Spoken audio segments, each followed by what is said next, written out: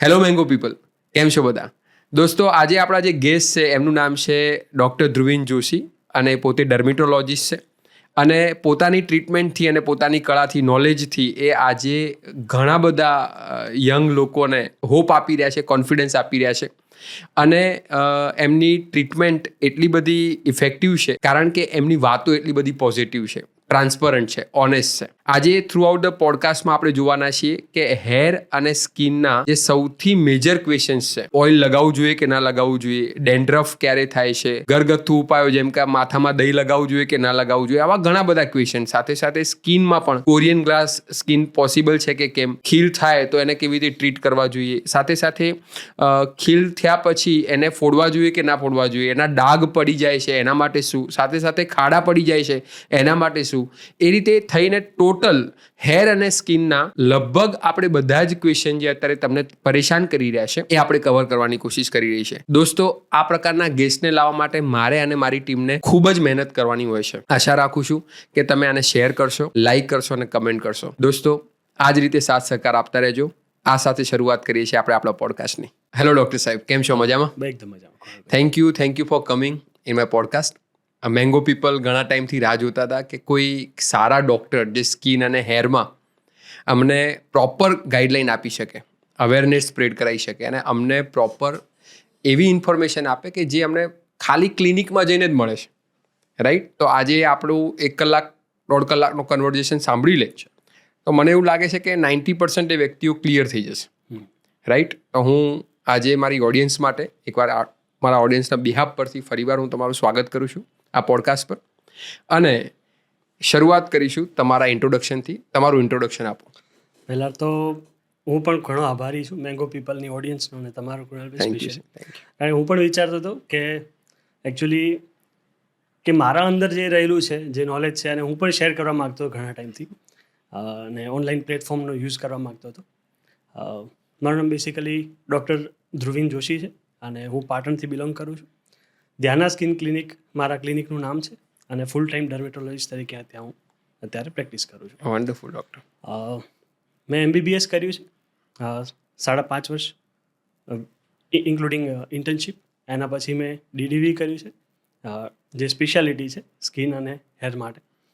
અને આ અભ્યાસ પછી મેં 1 વર્ષ ગવર્મેન્ટમાં મેં આપ્યો છે અને અત્યારે તમારી પ્રેક્ટિસ સ્ટાર્ટ છે. તમે ધ્યાના ક્લિનિક કરીને ધ્યાના ક્લિનિક મારો ક્લિનિક. તમારી સ્પેશિયાલિટી છે હેર અને સ્કિનમાં, રાઈટ? એન્ડ વેનરલ ડિઝીઝ, સ્પેશિયલી આપણે ગુપ્ત રોગો જેને કહેતા હોઈએ, રિસર્ચ છે એ અમારી સ્પેશિયાલિટીના અંદર આવતું હોય છે. ઓકે, તો આ ડૉક્ટર, આ ડર્મેટોલોજીસ્ટ એકચ્યુઅલી આ છે શું એમ? આ પોસ્ટ, કારણ કે જો આપણે સર્જન સાંભળ્યું હોય, ફિઝિયો સાંભળ્યું હોય, ગાયનેકોલોજીસ્ટ સાંભળ્યું હોય એમ, પણ ડર્મેટોલોજીસ્ટ ક્યારથી આવ્યા અચાનક જ એમ? અને છેલ્લા 15 વર્ષથી તો જે આ નામ એકદમ ચગ્યું છે, તો આ ડર્મેટોલોજીસ્ટ શું છે ને અમારે કેમ એની પાસે આવવું જોઈએ એમ? એકચ્યુઅલી અચાનક તો નહોતું થયું કંઈ. અમે છીએ બરાબર, જ્યારની કોઈ સ્પેશિયાલિટી બ્રાન્ચ બધી છે એની સાથે સાથે ડર્મેટોલોજી બ્રાન્ચ તો હતી જ, પણ અવેરનેસ જે સ્કિનને લઈને, હેરને લઈને જે અવેરનેસ એકાએક જે છેલ્લા થોડા વર્ષોમાં આપણે જોઈએ છીએ, ત્યારથી એકાએક આપણે લોકો ડર્મેટોલોજીસ્ટનું નામ સાંભળતા થયા છીએ. બેસિકલી પહેલાં ડિઝીઝ રિલેટેડ વધારે હતું, ગુપ્ત રોગો વધારે હતા, લેપ્રસી ઇન્ક્લુડિંગ લેપ્રસી, આપણે એને રક્તપિત્ત કહેતા હોઈએ છીએ, એ ડર્મેટોલોજીનો એક પાર્ટ હતો, બરાબર. પણ અત્યારે શું થયું, જે બાકીના જે વેનરલ ડિઝીઝ, મતલબ જે સેક્સ્યુઅલી ટ્રાન્સમિટેડ ડિઝીઝ છે કે પછી લેપ્રસી છે, એનું પ્રમાણ થોડું ઘટ્યું છે લોકોની અવેરનેસને કારણે, અને ડિઝીઝ ઓછા થયા છે અને સ્કિન હેલ્થને લઈને થોડા આપણે કોસ્મેટોલોજી, જે એસ્થેટિકને લઈને, આપણે દેખાવને લઈને આપણે થોડા સભાન થયા. પહેલાં ફાઇનાન્શિયલી પણ લોકો એટલા સાઉન્ડ નહોતા કે કંઈ કરી શકાય. અત્યારે આપણી જોડે ઘણા ઓપ્શન છે. વી આર અવેર કે આપણે કંઈક કરી શકીએ આપણી સ્કિન હેલ્થ માટે. ઓકે, તો અપિયરન્સ માટે હવે લોકો ઇન શોર્ટ કહી શકીએ કે જાગૃત થયા છે, પોતાના પોસ્ચર માટે જાગૃત થયા છે. એમાં 2 વસ્તુ તો સૌથી ઇમ્પોર્ટન્ટ છે કે સ્કિન અને હેર, રાઈટ? તો જે 2 આજના મુખ્ય ટોપિક છે કે આજે તમને બોલાવવા પાછળનું કારણ એ છે કે એક અભ્યાસ છે મારો, એક એનાલિસિસ જ્યારે પણ પોડકાસ્ટ કરતા હોય ત્યારે, રિસર્ચ કરતા હોય ત્યારે એક વસ્તુ જનરલી આપણે એક વસ્તુ નોટ ડાઉન કરી છે ડૉક્ટર, કે આજે 15-16 વર્ષના છોકરાઓ છે તો એમના પણ વાળ ધોળા થઈ ગયા છે, રાઈટ? સાથે સાથે જોઈએ તો મને હમણાંથી એવું લાગે છે કે ટાલની સંખ્યા વધારે દેખાય છે. મતલબ તમે જુઓ કે 35 વર્ષથી નીચે છે તો પણ એમના માથા ઉપરથી વાળ નથી, આમ વાળ જતા રહ્યા હોય એવું લાગે છે.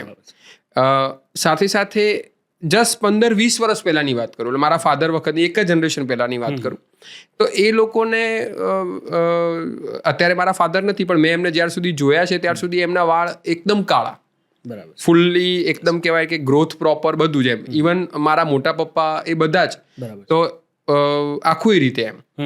પણ અમારી જનરેશનમાં આવ્યા ત્યારે અમારા ભાઈઓમાં અમારા કુટુંબમાં જ લઈ લઈએ તો ત્યાં પ્રોબ્લેમ સીધો એડ્રેસ થાય છે કે ભાઈ એમના વાળ ધોળા થઈ ગયા છે, હેરની ટ્રીટમેન્ટ ચાલી રહી છે. તો આવું પહેલાં નહોતું અને 15-20 વર્ષમાં આ વસ્તુ વધારે ઉપડી છે. તો એનું શું કારણ છે ડૉક્ટર? જો એક તો લાઈફસ્ટાઈલ છે, બરાબર. જો તમારા ફાધરના હેર, બરાબર, એક એજ સુધી ડાર્ક હતા, બ્લેક હતા, તો શક્યતા એટલી વધારે છે કે તમારા પણ એક લેટ એજ સુધી સારા ડાર્ક હેર રહેશે. કારણ કે એક જીનેટિક ફેક્ટર પણ આમાં કામ કરતું હોય. Thank you doctor. બરાબર. તો જીનેટિક કેવું છે કે મારા ફાધરને અર્લી ગ્રેઇંગ થાય તો મને પણ થશે. બીજું એક એન્ડ્રોજેનિક એલોપેશિયા છે જે હોર્મોનલ છે, કમ્પ્લીટલી હોર્મોનલ વસ્તુ છે, બરાબર. મારા મધર્સ સાઈડ કે ફાધર સાઈડ કોઈ પણ જગ્યાએ જેનેટિકલી કોઈને એન્ડ્રોજેનિક એલોપેશિયા મતલબ જે આગળથી ખૂણા પડવાની જે સમસ્યા છે, એટલે ખૂણા એટલે અહીંયાથી, હા, આગળથી જે ખૂણા પડતા હોય અને પછી પાછળથી આપણે જે ટાલ જોતા હોઈએ, પહેલા એને ધન ટાલ કહેતા. ધન ટાલ, યસ, કે ભાઈ જ્યાં અહીંયા તાલ પડે તો એની પાસે સૌથી વધારે રૂપિયા આવશે, કાં તો રૂપિયા આવશે. ઇઝ ઇટ એવું હોય છે ડૉક્ટર? તો પછી કહેજો એમ. તો it's completely depend upon your genetics. બરાબર, હોર્મોનલ વસ્તુ છે, બરાબર. એટલે વારસામાં આ વસ્તુ આવતી હોય છે. ઓકે. બીજી વસ્તુ જે છે એ આપણી લાઈફસ્ટાઈલ બહુ આમાં મેટર કરે છે. ઓકે. હવે તમારા કે મારા ફાધરનો ફોનનો ઉપયોગ એટલો નહોતો જેટલો આપણો છે. એ લોકો ફાસ્ટ ફૂડ એટલું કન્ઝ્યુમ નહોતા કરતા જેટલું આપણે કરી રહ્યા છીએ, બરાબર. વેધર જે છે, પોલ્યુશન છે, એ વખતે એટલું નહોતું જે આજે છે. ડાયટ તમે લઈ લો, ઇવન જે લોકો જે આપણે આજે પણ હું એમ વિચારું કે હું સક્ષમ છું કે લીલા શાકભાજી ને ફળ ખાઈ શકું, બરાબર, પણ એ ક્વોલિટી શું મળશે કે જે 2 પેઢી પહેલાં મળતી હતી? ડેફિનેટલી નો.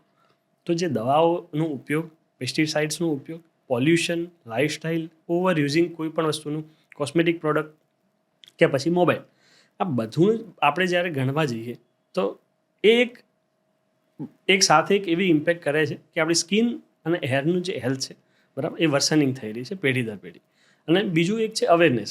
એ કદાચ એ વખતે એ સમયે તે સમસ્યા પણ હોઈ શકે છે, પણ એટલી અવેરનેસ પણ કદાચ નથી અને લોકોએ કરવામાં નહોતા ઇન્ટરેસ્ટેડ. યસ, બરાબર. અને આજે આપણે થોડા સોશિયલ મીડિયા પર ને જેટલા એક્ટિવ છીએ એટલે આપણે ઈચ્છીએ છીએ કે મારી સ્કિન પણ સારી દેખાય, હેર સારા દેખાય.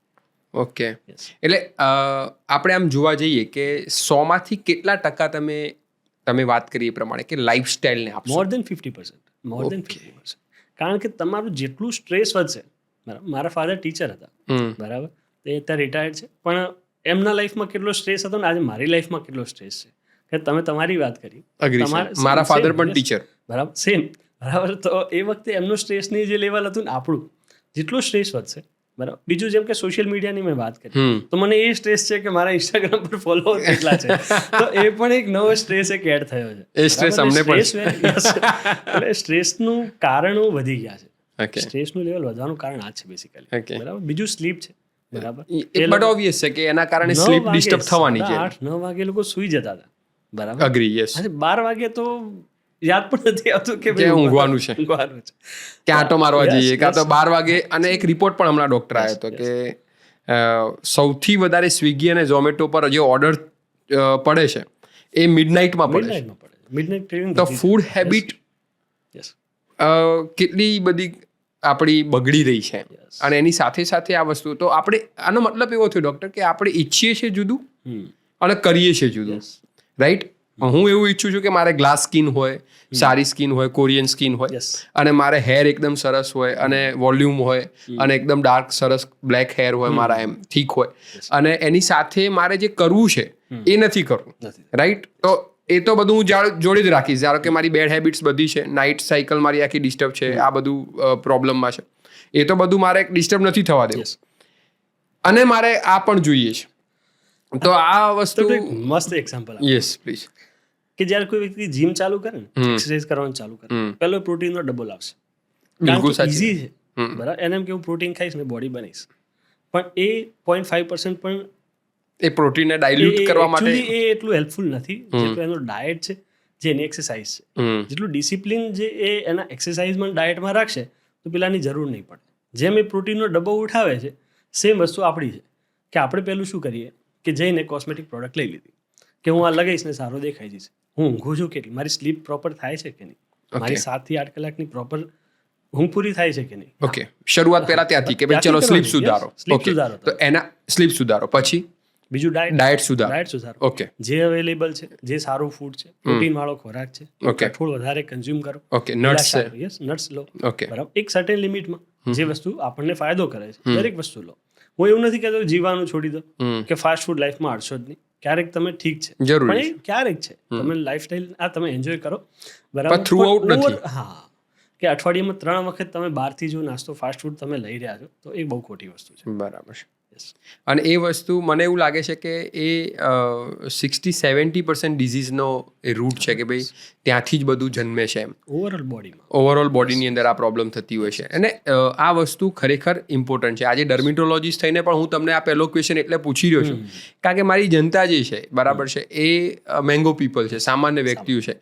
તો મારે એ લોકોને ખાસ એ કહેવું છે કે થ્રુ ધીસ ચેનલ અને આ તમારા જેવા ગેસ્ટને અહીંયા લાવવા પાછળનું કારણ એક જ છે કે ભાઈ ક્યાંક ના ક્યાંક આપણે સૌથી પહેલી શરૂઆત આપણાથી કરવી જોઈએ કે ભાઈ આપણી લાઈફસ્ટાઈલ થોડી જો સરખી હશે, સ્લીપ સાયકલ સરખી હશે, ડાયટ સરખું હશે, એના પ્રત્યે આપણે કોન્શિયસ હશું તો બાકીનું બધું કામ જે ડૉક્ટર પાસે જઈએ છે 30-40%, તો દવા પણ સરખી રીતે અસર કરશે. અધરવાઇઝ એ નહીં થાય. ફાયદો નથી. મેં જોયું છે કે જનરલી માંદા પડો કાં તો એવું થાય ને તરત જ લોકો ડિસિપ્લિનમાં આવી જતા હોય છે, પણ પહેલાં નથી આવતા. હોસ્પિટલમાં એડમિટ એટલે બધા ફ્રૂટ ખાશે, નાળિયેર પાણી પીવાનું શરૂ કરશે, ઘરે પીવાનું યાદ નહીં આવે. બરાબર છે. અને સાથે સાથે ડાયાબિટીસ એકવાર ડિટેક્ટ થાય એના પછી જ શિડ્યુલ બધા ચેન્જ થઈ જશે.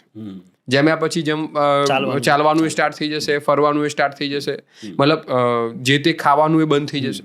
પણ પહેલાં નહીં, precautions is better than cure. એ વસ્તુ પર ધ્યાન નથી એમ, રાઈટ. તો પહેલું આ સ્ટેપ થયું કે 60% આપણે કેસ શરૂઆતમાં જ સોલ્વ કરી દીધો. કે આ પોડકાસ્ટ આગળ ત્યારે જ સાંભળજો કે જો તમને પહેલાં તમારા 60%માં રસ હોય તો 100માંથી 60% આપણે કાઢ્યા કે ભાઈ હેલ્થ અને સ્કિન સુધારવી હોય તો પહેલાં તમારી લાઈફસ્ટાઈલ ઉપર કામકાજ કરવાનું શરૂઆત કરો. બરાબર છે.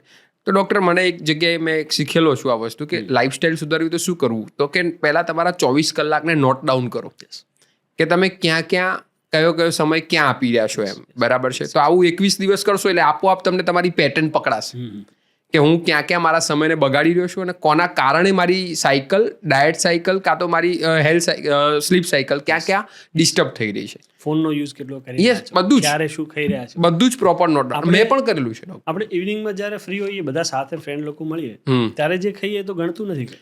એમાં ચાના કેટલા કપ જાય છે એ તો આછું. અને એક ક્વેશ્ચન છે મારામાં એ મેં ક્વેશ્ચન શુગર અને સોલ્ટના લીધેલા છે કે શુગર અને સોલ્ટથી કેટલી અસર થાય છે, રાઈટ.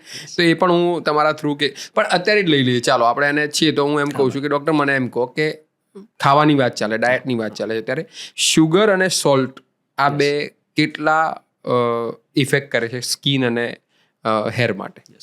દેખો, સોલ્ટ જરૂરી તો છે, જરૂરી. સોડિયમ અને ક્લોરીનનો આપણા બોડીમાં સોડિયમ વગર ચાલવાનું નથી. બરાબર. દરેક વસ્તુની લિમિટ હોય. એક એજ, એના બોડી વેઇટ પ્રમાણે એની જે રિક્વાયરમેન્ટ હોવી જોઈએ ઇનફ હોવી જોઈએ. ઓકે.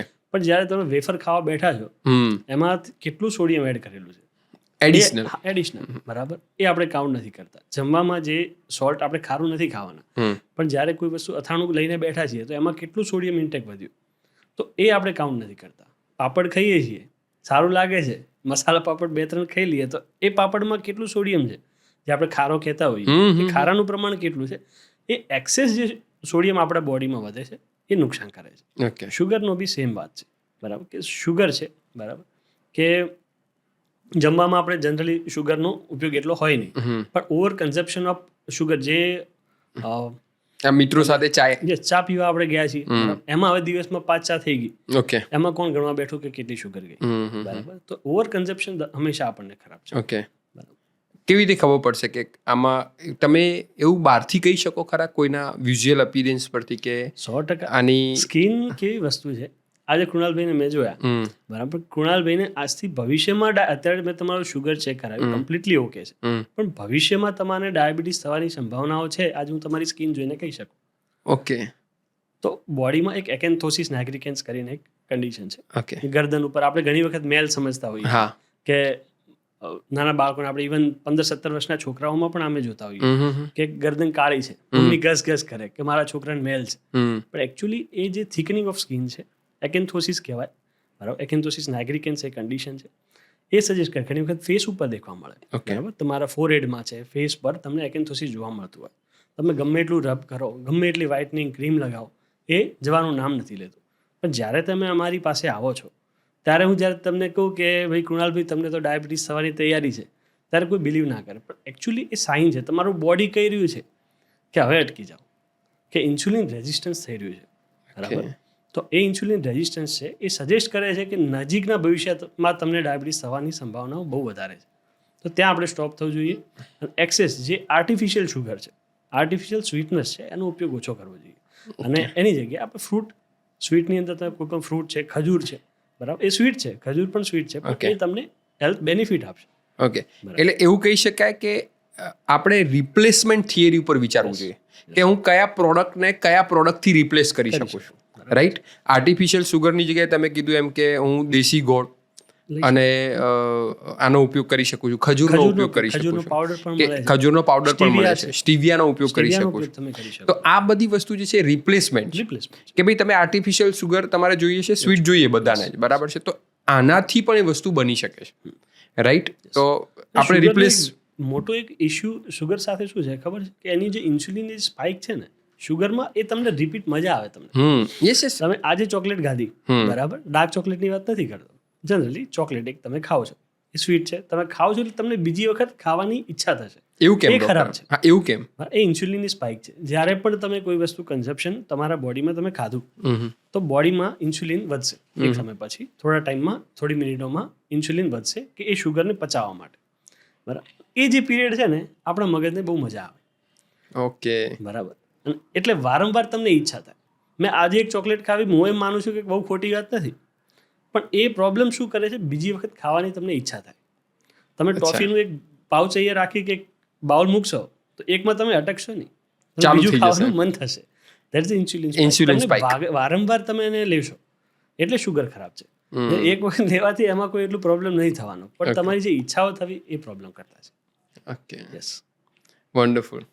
મને તો અત્યારે એવું લાગી રહ્યું છે કે ટોટલ આજે તો બધું હોમવર્ક કરીને જ જવું છે, એમ કે જેનાથી એ વસ્તુ મારી લાઈફસ્ટાઈલમાં આવે. એમ હજી એ મારે ઘણું બધું અત્યારે ત્યાં તમે બોલી રહ્યા હતા ને, તો મારા બેક એન્ડ ધ માઇન્ડમાં એ વસ્તુ ચાલી રહી હતી એમ કે મારે પણ આ વસ્તુ નોટ ડાઉન કરવાનું સ્ટાર્ટ કરવું પડશે કે શુગર અને સોલ્ટનો ઇન્ટેક કેટલો છે, કારણ કે આ બંને જેટલા સારા છે એટલા દુશ્મન પણ છે. પણ તમે કીધું એ પ્રમાણે ઓવર વસ્તુ છે, એ વસ્તુ એને આપણને નુકસાનકારકમાં છે. પણ ઓવર માટે પણ ડૉક્ટર શરૂઆતમાં કીધું એ પ્રમાણે કે આપણે એને જોવું તો પડે, કોન્શિયસલી કેટલું અંદર જઈ રહ્યું છે એ તો આપણે જોવું પડે. ચાલો, બરાબર. ક્વેશ્ચન લઈને હું તમારી સાથે તો આવ્યો જ છું, ચાલુ પણ થઈ ગયા છે. એમાં એક ક્વેશ્ચન એવો આવે છે, સૌથી વધારે જે છે એ છે કે માથાના વાળને આપણે સરસ કરવા માટે અત્યારે વિવિધ પ્રકારના ઓઇલ બજારમાં અંદર ટ્રેન્ડિંગ છે, રાઈટ, બરાબર છે. તો એ ઓઇલ નાખવાથી પહેલાં તો મારો સવાલ એ છે, કારણ કે બધા ઓઇલ નાખીને બહાર નીકળે છે, એવું વર્ષો પહેલાં આપણને શીખવાડેલું છે, બરાબર, બાપ દાદા વખતે ભાઈ માથામાં તેલ નાખીને બહાર જવું, બરાબર. તો મારો સવાલ એ છે કે તેલ નાખવાથી હેરમાં શું ઇફેક્ટ આવે, અથવા તો નાખવું જોઈએ કે ના નાખવું જોઈએ? તેલનો યુઝ રેગ્યુલરલી કરવો જોઈએ કે ના કરવો જોઈએ? થોડું સબ્જેક્ટિવ છે કે વ્યક્તિથી વ્યક્તિ આપ થોડું બદલાશે. ઓકે, જેમ કે ડ્રાય ઇચી સ્કેલ્પ છે, બરાબર, ઓઇલિંગ કરવું જોઈએ, બરાબર. ઓઇલ તમે રાત્રે સપોઝ મેં તમને મસાજ કરીએ છીએ આપણે, બરાબર, તો ગુડ. રાત્રે સૂતી વખતે થોડું તેલ કોપરે લઈ, ચંપી આપણે જેને મસાજ કરીએ, તો એ શું કરશે કે બ્લડ સર્ક્યુલેશન સ્કાલ્પમાં થોડું વધારે, અને બ્લડ સર્ક્યુલેશન વધશે એટલે હેરનું જે હેલ્થ છે, બરાબર, વાળની જે ક્વોલિટી છે એ ઇમ્પ્રુવમેન્ટ લાવશે. ઓકે, બીજું રિલેક્સેશન કરશે, સ્ટ્રેસ ઓછું કરશે, એ સારું લાગશે, એ ફાયદો કરે છે. પણ આજે હું સવારે નાહીને તેલ નાખી અને બજારમાં ફરું છું તો એ નુકસાન કરે. ઓકે, અચ્છા, એટલે બહાર જવાનું હોય તો તેલ નાખીને ના જવું જોઈએ, એવું તમારો મત છે? કારણ કે તમે ઓઇલ કરો છો, મસાજ કરો છો, પછી એને વોશ કરી દો. મેક્સિમમ 2 કલાક રાખો, એનાથી વધારે ઓઇલની જરૂર છે નહીં. ઇટ સેલ્ફ ઓઇલ કોઈ હેલ્થના ઇમ્પ્રુવમેન્ટ, મતલબ હેરની ક્વોલિટીમાં ઇમ્પ્રુવમેન્ટ આપવાનું નથી. જે છે એ મસાજ છે, મસાજ પતી ગયું પછી ઓઇલની કોઈ રિક્વાયરમેન્ટ નથી, એને વોશ કરી દેવું જોઈએ. પણ તમે જો ઓઇલ ઓઇલિંગ કર્યા પછી જો તમે બહાર ફરો છો, એક તો આપણને બહુ સ્વેટિંગ થાય. આપણે દિવસમાં 2-3 વખત ફેસ વોશ કરતા હોઈએ, આપણે માથાને નથી ધોવાના, બરાબર. એક જે સ્વેટિંગ થશે, બહારથી ઓઇલિંગ કર્યું હશે તો ઓઇલના લીધે ડસ્ટ લાગશે, પોલ્યુશન જે હોય છે, માથામાં કચરો લાગશે, તો બધું મિક્સ થઈને સ્કાલ્પને ઇરિટેશન કરવાનું છે, ઇન્ફ્લામેશન થશે, ખોડો આપણે કહીએ, ડેન્ડ્રફ થોડો વધારશે, એટલે સારી વસ્તુ નથી. બસ આ જ છે કે ઓઇલિંગ તમે કરો, ઓઇલિંગ કર્યા પછી 2 કલાક પછી એને વોશ કરી દો. ઓકે, એનો મતલબ એવો થયો કે તમારે 1-8 કલાક રાખી અને પછી વોશ કરવાની ગણતરી હોય ત્યારે જ ઓઇલ નાખાય, અને એ વખતે ચંપી કરી લો તો સૌથી સારું. એમ મતલબ રાત્રે તો જ નાખવું, બાકી ઓઇલ નાખવાનો કોઈ મતલબ ઓઇલ નાખવાનો કોઈ મતલબ નથી. તો પછી આ જે વિજ્ઞાપનમાં આવે છે, જે એડવર્ટિઝમેન્ટમાં આવે છે, એમ તો એનું શું? એમ કારણ કે એનાથી સૌથી વધારે લોકો અત્યારે ઇન્ફ્લુઅન્સ થઈ રહ્યા છે. તો મારે તમને એ પૂછવું છે કે એના સીધી વાત છે કે એમાં જે હીરો હિરોઈન છે તો એના એટલા લાંબા વાળ જોઈને જ ઘણા બધા બહેનો જે છે એ ડિફ્લેક્ટ થાય છે કે ભાઈ આને આટલા લાંબા વાળ છે તો મારા પણ થશે, એમ હું આ રેગ્યુલર યુઝ કરીશ તો, એમ બરાબર છે. તો એના વિશે તમે શું કહેશો? એમ જસ્ટ લાઈક એવું છે કે એ લોકો જે થમ્સઅપની એડમાં આવે છે, શું એ લોકો પીવે છે? એમના પર્સનલી ઇન્ટરવ્યૂ જોઈશું તો આપણે જોવા મળશે કે એ લોકો કહે છે કે હું આ ડાયટ ફોલો કરું છું, હું 0 શુગર ઉપર છું, અને એ લોકો ખુદ થમ્સઅપની એડ કરે છે. જે આપણે એમાં વાળ જોતા હોઈએ, શું ઓરિજિનલ છે? મોટો પ્રશ્ન મારો આ છે. એ વાળ ઓરિજિનલ છે કે એક્સટેન્શન લગાવ્યા છે? Absolutely not. બરાબર, એક્સટેન્શન છે. બીજું કે જે આપણે વિડીયો શૂટ કરતા હોઈએ, એ લોકો જે એડવર્ટાઇઝમેન્ટ માટે જે વિડીયો શૂટ કરતા હોય, પૂરું એડિટિંગ છે, મેકઅપ છે, બરાબર, જે સ્કિન માટે કરીએ કે કોઈ પણ ક્રીમની એડવર્ટાઇઝ છે, ફેર એન્ડ લવલી માની લો, બરાબર, જો બ્રાન્ડનું નામ લઈ શકાતું હોય તો, કે કોઈ પણ વ્હાઇટનિંગ ક્રીમ તમે લઈ લો જે એડવર્ટાઇઝ આવતી હોય, શું એ લોકો લગાવતા હશે? ઓબ્વિયસલી નહીં. કારણ કે એ જે વ્હાઇટનિંગ જે તમને દેખાય છે કે હેર જે તમને ક્વોલિટી દેખાય છે, એ પૂરેપૂરું એડિટિંગ છે. Okay, yes. પણ એ વસ્તુ આજે આટલી સામાન્ય છે એમ કે રીલ લાઈફ અને રિયલ લાઈફમાં આટલો ગેપ છે, નોલેજનો જ ગેપ છે કે ભાઈ આપણે એક ક્વેશ્ચન નથી પૂછતા. એમ એકચ્યુઅલી મેં આ ચેનલ સ્ટાર્ટ કર્યું હોય ને ડૉક્ટર, તો આના પાછળનું મુખ્ય હેતુ આ એક જ છે કે વ્યક્તિએ ક્વેશ્ચન પૂછવાના છોડી દીધા છે. સાચી વાત છે. ખુદને અને બીજાને. બરાબર છે કે ભાઈ હું જેટલી જલ્દી ઇન્ફ્લુઅન્સ થઈ જઉં છું એ ટીવીની એડવર્ટીઝ જોઈને કે પછી કોઈ મોટી અભિનેત્રીને કે એક્ટ્રેસને જોઈને કે આટલા વાળ લાંબા, તો હું પૂછતો નથી કે ભાઈ આ વસ્તુ જે છે એ પડદાની પેલી બાજુ દેખાઈ રહી છે, સ્ક્રીન પર. It's not a real. બરાબર છે. તો તમે કીધું એ પ્રમાણે કે ભાઈ ઘણું બધું એમાં આર્ટિફિશિયલ એડિટ કરવામાં આવે છે, અને ત્યારે જઈને તમારા આગળ ફૂલ્લી ફિનિશ વસ્તુ એ તમને સ્ક્રીન પર દેખાડાય છે તમને ઇન્ફ્લુઅન્સ કરવા માટે, જેથી એમના પ્રોડક્ટ્સ વેચાય. એ ઇન્ફ્લુઅન્સ થઈને જે લોકો આવે છે સિટીમાં, મને જેમ કે અમદાવાદમાં આપણે અત્યારે બેઠા છીએ, પણ હું મારા પાટણની જ વાત કરું કે જે ગામડાનો જે છોકરો છે કે છોકરી છે એને નથી ખબર, તો એ લોકો તો ઈચ્છે છે કે ઇન્સ્ટાગ્રામ પર વિડીયો જોયો, બરાબર, એમની ઈચ્છા છે કે અમારો ચહેરો આવો થાય. એમની એક્સપેક્ટેશન એટલી હાઈ હોય છે કે કોઈ પણ લેઝર ટ્રીટમેન્ટ કે કોઈ પણ મેડિસિન, કોઈ ક્રીમ એવી બની નથી કે એમના એક્સપેક્ટેશનને હું પૂરા કરી શકું. કેમ? એક્સપેક્ટેશન એમના એ પ્રભાવિત થઈ જાય છે ઇઝીલી જે વિડીયો જોઈને, બરાબર, ના થવું જોઈએ. ઓકે, એટલે ત્યાં થોડી અવેરનેસની જરૂર છે, થોડા રિસર્ચની જરૂર છે. That's why you are here doctor. તમને અહીંયા લાવવા પાછળનું કારણ આ છે કે આપણે કહેવું છે આ પોડકાસ્ટ થ્રુ કે આ પોડકાસ્ટ જે સાંભળી રહ્યા છે એમને બધાને કે શક્ય હોય તો 2-5 બીજા વ્યક્તિઓને તમારી એજના મોકલજો, એમ કે ભાઈ આ વસ્તુ જે છે એ ધીરે ધીરે ગ્રો થાય. એમ કારણ કે કુદરતે બનાવેલી વસ્તુ ઓલવેઝ ધીરે ધીરે એના રૂલ પ્રમાણે જ ગ્રો થાય, એના રૂલ પ્રમાણે જ હીલ થાય. એમાં ગમે તેટલા આર્ટિફિશિયલ એડિટર્સ આપણે એડ કરીએ તો એની સ્પીડ ના વધે, રાઈટ? એને ધીમે ધીમે જ એ વસ્તુ ગ્રો થાય છે. Wonderful doctor.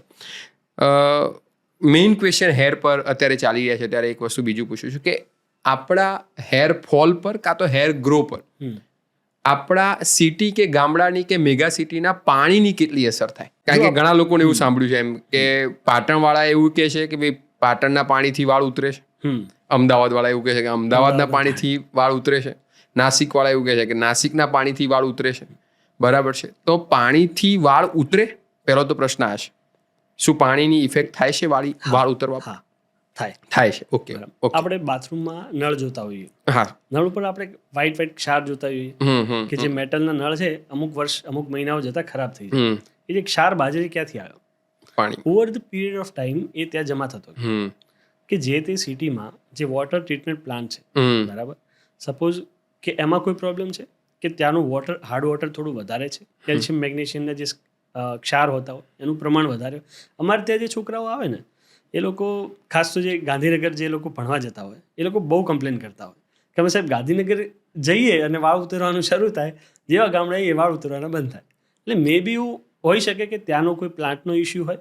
ઘણી વખત ક્લોરિનેશન કરવા માટે ઓવર ક્લોરિનેશન થતું હોય કે એ લોકો વધારે પડતું, એ સારી વસ્તુ છે, ક્લોરિનેશન કરવું જોઈએ, પણ જ્યારે ઓવર ટ્રીટેડ પાણી છે એ પણ લાંબા સમયે નુકસાન કરશે.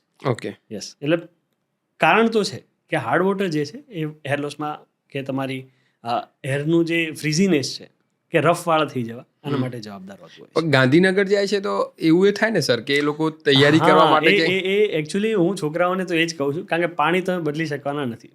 50% અગર કદાચ પાણી માની લો તો મેઇન રીઝન એ છે કે ત્યાંનું ડાયટ અને એમની લાઈફસ્ટાઈલ. છોકરાઓ ત્યાં ગયા હોય શેના માટે જાય? તૈયારી કરવા. બરાબર, બધાને એક જ સ્ટ્રેસ પરીક્ષાનો. હું બધાને કહું તમે પરીક્ષા પાસ કરો તમારા વાળ પાછા આવી જશે, કારણ કે જેવો સ્ટ્રેસ ઓછો થશે એટલે પાછા હેર હેલ્થ ઓકે થઈ જવાનું. ઓવરઓલ સ્ટ્રેસ લેવલ ઘટે એટલે વાળ ઉતરવાના બંધ થાય. ઓકે. બરાબર. બીજું કે ત્યાં રહેતા હોય એટલે હોસ્ટેલમાં કે કોઈ ટિફિન લઈને છોકરાઓ ખાતા હોય એટલે એમનું ડાયટ પણ એટલું કંઈ વ્યવસ્થિત હોય નહીં. લીલા શાકભાજી કે દૂધ એ લોકોના રોજના ખાવામાં કદાચ ના આવતું, તો એ જે ઉણપ છે એ પણ આમાં મોટું એક રીઝન હોતું હોય છે હેર લોસ થવા માટે. ઓકે. એટલે વળી ફરીને પાછો પહેલા નંબરના પોઈન્ટ ઉપર પોઈન્ટ આવે છે કે તમારી લાઈફસ્ટાઈલ જે છે એના ઉપર આની ઇફેક્ટ થાય છે. પણ એને લઈને સ્ટ્રેસ ના લેવું જોઈએ કે હેર લોસ થઈ રહ્યું છે. હું તો એવું માનું છું કે તમે જે તૈયારી કરી રહ્યા છો, ભણી રહ્યા છો, એના પર ધ્યાન આપવું જોઈએ. સમય જશે આપવા બધું ઓકે થઈ જાય છે. પણ આમાં કેવું છે ડોક્ટર કે આજે તમે ને હું, તમે ડોક્ટર બન્યા, હું એન્જિનિયર બન્યો, પછી આ બધી વાત સારી લાગે છે. પણ જ્યારે ડિગ્રી કરતા હતા આપણે અને તૈયારી કરતા હતા તો યુ નો કે શું છે. પણ હા, એટલું કહી શકાય કે બેરિંગ કેપેસિટી જે છે અત્યારે સ્ટુડન્ટ્સની ઘણી ઓછી દેખાય છે કે ભાઈ તરત જ એમને એન્ઝાયટી થાય, તરત જ એવું થાય કે હું નહીં થવું તો શું થશે. સ્કૂલમાં મારતા આપણને. હા, મારતા આપણને મારતા. અત્યારે મારવાનું મને એવું લાગે છે કે મારવાનું બંધ કર્યું છે ને ડોક્ટર, એટલે જ આ બધા પ્રશ્નો થવા માંડ્યા કે જે રેઝિલિયન્સ કહેવાય, એમ બાઉન્સ બેક, જે સહનશક્તિ કહેવાય, રેઝિલિયન્સ જે કહેવાય ને માઇન્ડની, એ સ્ટુડન્ટ્સમાં બહુ ઓછી થઈ ગઈ. બાઉન્સ બેકની જે કેપેસિટી છે બહુ ઓછી થઈ ગઈ. તરત જ નિરાશા, તરત જ ડિપ્રેશન, તરત જ પીલ્સ ચાલુ કરી દે છે. આપણે એ વખતે તો ખબર નથી કે આ બધું શું હોય ભાઈ, બે પડે એટલે આપણે હરખા થઈ જવાનું. આ એક વસ્તુ હતી. બીજો એક ક્વેશ્ચન એવો આવે છે કે શિયાળામાં ડેન્ડ્રફ વધારે, ઉનાળામાં ડેન્ડ્રફ ઓછો, આવું કેમ? અને ડેન્ડ્રફથી શું ઇફેક્ટ થાય છે? જો એક તો નોર્મલ ડેન્ડ્રફ હોય જે દરેક વ્યક્તિના સ્કાલ્પની અંદર સિબમ, જે આપણે જો સાંજે આપણે ઘરે જઈએ અને ચહેરાને આપણે હાથ લગાવીએ તો આપણને ઓઇલી ફેસ ફીલ થાય, સિબમ છે, ચિકાશ છે, તો સ્કાલ્પ પણ છે. બરાબર. તો કુદરતે શું કર્યું કે માથામાં જે ઓઇલ નેચરલી પ્રોડ્યુસ કર્યું, એ જે ચિકાશ છે, એ સિબમ છે, એ હોય. પણ એક્સેસ જ્યારે થાય, હવે એ સિબમની અંદર જીવતી કેટલીક ફૂગ છે, મેલેસિયા ફરફર નામનું એક ફૂગ છે જે એ સિબમ પર જીવે છે. એ નેચરલી દરેકના સ્કાલ્પમાં હોવાનું જ છે, બોડી પર હોવાનું જ છે. પણ જ્યારે ઓવર પ્રોડક્શન જ્યારે સિબમનું થાય, અચ્છા, એટલે એવું થાય ને ડોક્ટર કે પેલી તેલ નાખ્યું હોય આપણે એટલે ઓઇલ વધી ગયું, ઓલરેડી તમારું સ્કેલ્પ છે ઓઇલ પ્રોડ્યુસ કરી રહ્યું છે કુદરતી રીતે, અને તમે બીજું નાખીને પાછા બહાર જાઓ છો, અને એ ફૂગ છે એને રહેવાની મજા આવી ગઈ અને ફૂગનું પ્રમાણ વધી ગયું, કારણ કે એને જમવાનું મળી ગયું. તો હવે એનું જે પ્રમાણ વધ્યું એટલે ઇરિટેશન વધશે. બરાબર. ઇન્ફ્લામેશન થાય, અને પછી જે ઇન્ફ્લામેશન, ઇરિટેશન છે, તમે એને સ્ક્રેચ કરો છો, પછી હેરલોસ માટે પણ એ જ જવાબદાર છે. એટલે શિયાળાની અંદર એનું થોડું પ્રમાણ વધતું હોય. ઘણી વખત એવું છે કે સોરિયાસિસ છે, સ્કાલ્પ સોરિયાસિસ નામનો એક રોગ છે જે માથા પૂરતો લિમિટેડ હોય. તો એ સોરિયાસિસ જે છે કે એની અંદર પણ સેમ પેશન્ટને લાગે કે મને ડેન્ડ્રફ છે, પણ ઘણીવાર ડેન્ડ્રફ નથી હોતું, એકચ્યુઅલી એ રોગ છે, ડિઝીઝ છે. તો આપણે એને મેડિસિનથી કંટ્રોલ કરવો જોઈએ. એના માટે તમારે કોઈ તમારા નજીકના ડર્મેટોલોજિસ્ટની તમારે સલાહ લેવી જોઈએ. ઓકે. એટલે જે આ જે છે પ્રોસેસ કે તમે કીધું કે ડેન્ડ્રફ ને વગેરે, તો એ નેચરલ છે, પણ એને બૂસ્ટઅપ મળે છે તમારા ઓઇલિંગની હેબિટના કારણે કે ભાઈ તમે જે તેલ નાખીને આપણે બહાર જઈએ છીએ, બહાર જઈએ એટલે કચરો આવે, સાથે સાથે ઓઇલ, અને આ બધી વસ્તુ જે તમે ફૂગ કીધી એના માટે તો એ જમણવાર જેવું થઈ ગયું, તો એ ખાઈ પીને ઓર તગડી થાય છે, એના કારણે ત્યાં ઉપર પ્રોબ્લેમ આપણને વધારે દેખાતી હોય છે. રાઈટ. એટલે એનો મતલબ એવો થાય છે કે તેલ નાખવું પહેલાં તો એબ્સોલ્યુટલી અત્યારે મને એટલી ખબર પડી રહી છે કે એ નાખીને બહાર જવું રાઈટ વે છે, જે કલાક માટે બરાબર છે, ચંપી માટે, પણ એને નાખીને બહાર જવું એ આપણા હેર માટે થોડી પ્રોબ્લેમેટિક વસ્તુ છે. આપણા જે ક્વેશ્ચન્સ ધીરે ધીરે આગળ વધી રહ્યા છે, તો એમાં સૌથી વધારે ડેન્ડ્રફ પછીનો ક્વેશ્ચન એવો આવતો હોય છે કે શું શેમ્પૂ રોજ કરવું જોઈએ, અને કરવું જોઈએ તો કયા શેમ્પૂનો યુઝ કરવો જોઈએ? જો ડેન્ડ્રફ માટે જેમ આપણે વાત કરીએ તો ડેન્ડ્રફ માટે પણ સ્પેશિયલ જે એન્ટી ફંગલ જે જ્યારે મેં જેમ ફૂગની વાત કરી તો એને મારવા માટે કેટલીક એન્ટી ફંગલ દવાઓ નો ઉપયોગ કરી અને શેમ્પૂ મેડિકેટેડ શેમ્પૂ આવતા હોય છે. એનો ઓવર ધ કાઉન્ટર છે, મેડિકલમાં પણ કેટલાક મળતા હોય છે અને એના ઉપયોગ તમે ક્યારેક જ્યારે જરૂરિયાત લાગે, જ્યારે ડેન્ડ્રફ ખૂબ વધી ગયો છે ત્યારે તમે કરી શકો.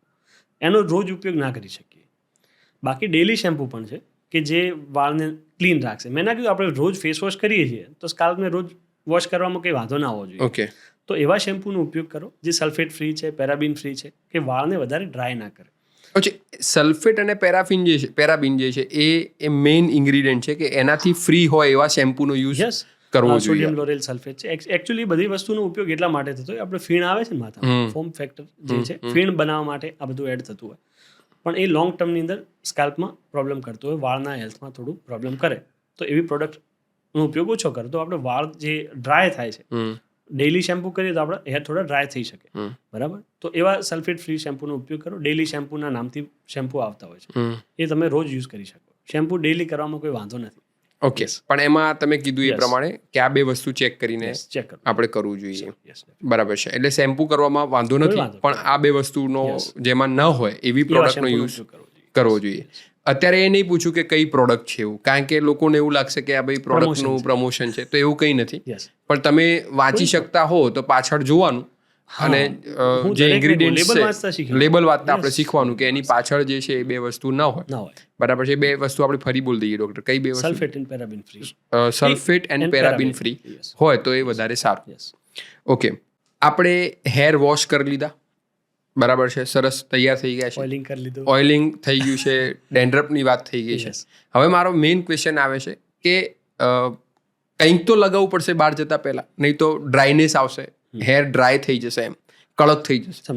તો સિરમનો યુઝ આજકાલ વધારે થવા માંડ્યો છે. તો શું સિરમનો યુઝ અને ગમીઝ જે આવે છે તો ગમીઝ જે ટોફી જે ગમીઝ છે ખાવા માટે, ગમીઝ સપ્લિમેન્ટમાં આવશે. ઓકે. આપણે સિરમની પહેલા વાત કરીએ. પહેલા સિરમની વાત કરીએ તો આપણે. સિરમ કેવું છે કે તમારા જે રફ ડ્રાય હેર છે, બરાબર, એ સારા ના દેખાય તો તમે સિરમનો ડેફિનેટલી ઉપયોગ કરી શકો. આ સિરમ છે શું ડોક્ટર? પેરાફિન છે. ઓકે. બરાબર. આમાં બે વસ્તુ છે. ઘણા ઓઇલની અંદર મિનરલ ઓઇલનો ઉપયોગ થતો હોય જે ના કરવો જોઈએ. હું બધાને ના પાડું છું કે એવા ઓઇલ પણ એવા સિલેક્ટ કરો. ઓલિવ ઓઇલ છે કે કોપરેલ છે, તલનું તેલ છે, એ તમે ઓઇલિંગ માટે ઉપયોગ કરી શકો. હું આવવાનો જ હતો એક ક્વેશ્ચન ઉપર એમ કે કોપરેલ સૌથી વધારે પહેલા આપણે પેરાશૂટનું કોપરેલ વાપરતા એમ, તો તમે એવું કહો છો કે જે પ્યોર ઓઇલ છે અને ઓલિવ ઓઇલ છે કે ચંપી માટે એનો ઉપયોગ કરી શકાય. અચ્છા. એટલે એના માટે મોંઘા પ્રોડક્ટ લેવાની જરૂર નથી. મોંઘા પ્રોડક્ટમાં તો કેવું છે, ઘણી વખત આલ્મંડ ઓઇલના નામે કેટલી કંપનીઓ છે કે કંપનીનું નામ પછી આલ્મંડ ઓઇલ, બરાબર. એ લોકો શું કરે, તમે કન્ટેન્ટ વાંચો, LLP જશે, લાઇટ લિક્વિડ પેરાફિન, એની અંદર એ લોકો નામનું પણ આલ્મંડ ઓઇલ નથી નાખતા. ઓકે. આલ્મંડ ઓઇલમાં આલ્મંડ છે જ નહીં, બરાબર.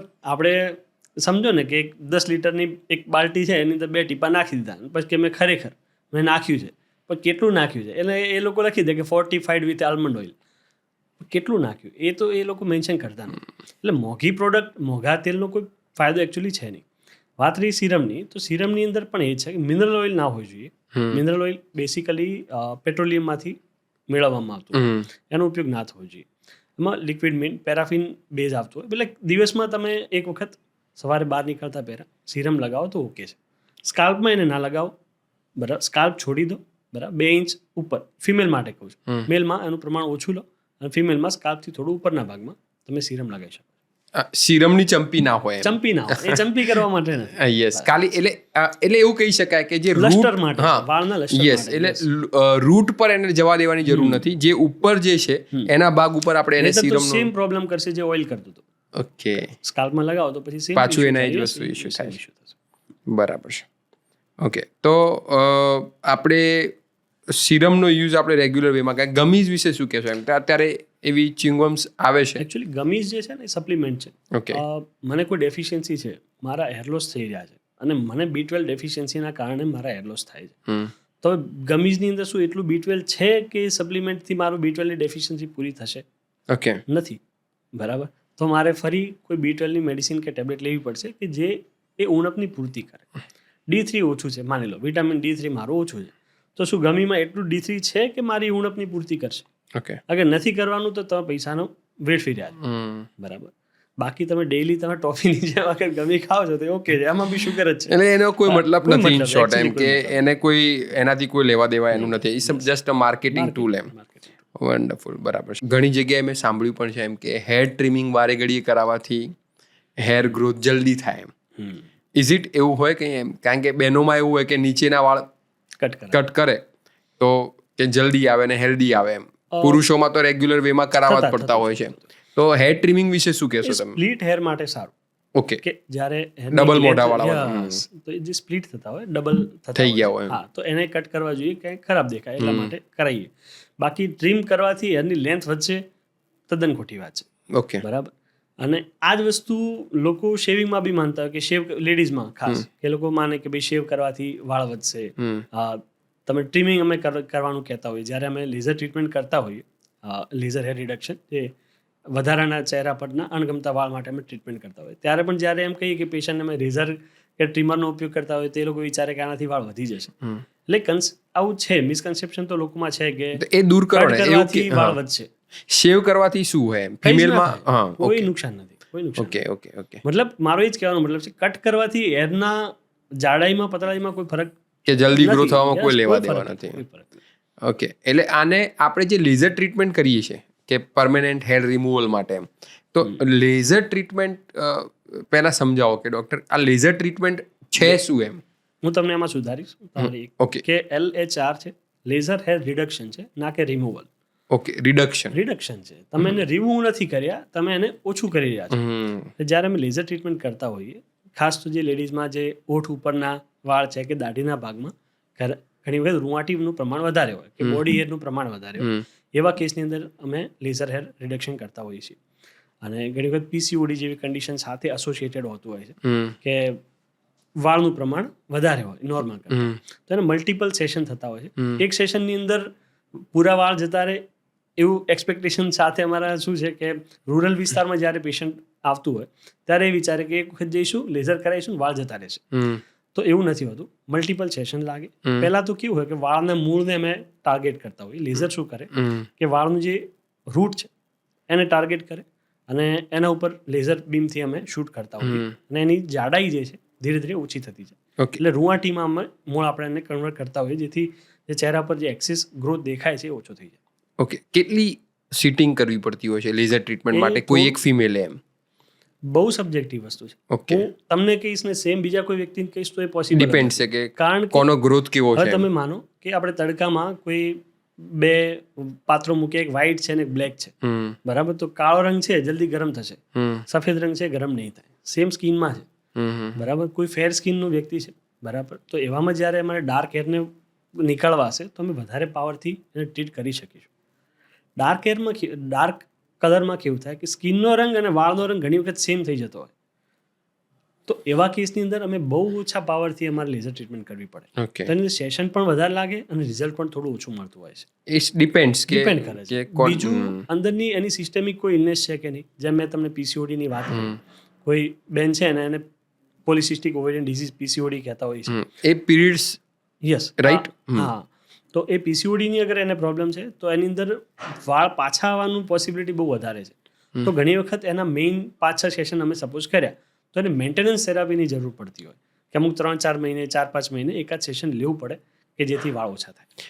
પીરિયડ્સની શું અસર થાય ડૉક્ટર હેર ફોલ પર અને સ્કિન પર એમ? જે અનઇવન પીરિયડ્સ આવતા હોય છે જે બહેનોને એમ, બરાબર છે, તો એમના માટે તમે શું કહેશો? એની ઇફેક્ટ થાય આના ઉપર? હા, તો જે મેં હાલ જે કન્ડિશનની વાત કરી PCOD, તો એમાં એ જ છે કે પીરિયડ્સની ઇરેગ્યુલારિટી થતી હોય છે, અનિયમિત પીરિયડ્સ આવતા હોય, એની સાથે ચહેરા પર વાળ ઉગવા, ખીલ થવા અને હેર લોસ થવા, આ સમસ્યાઓ થોડી વધારે થતી હોય. ઓકે, તો એમાં જેમ આપણે ડાયાબિટીસમાં જે રીતની કેર લેતા હોય સેમ કેર PCODમાં લેવાની હોય કે diet main portion, life cycle diet અને એક્સરસાઇઝ બે વસ્તુ જો ઇન્ક્લુડ કરો, ઓકે, જાણે તમને ડાયાબિટીસ છે એવી કેર કરવાનું તમે ચાલુ કરો, તમારું PCOD બહુ કંટ્રોલમાં આવી જાય.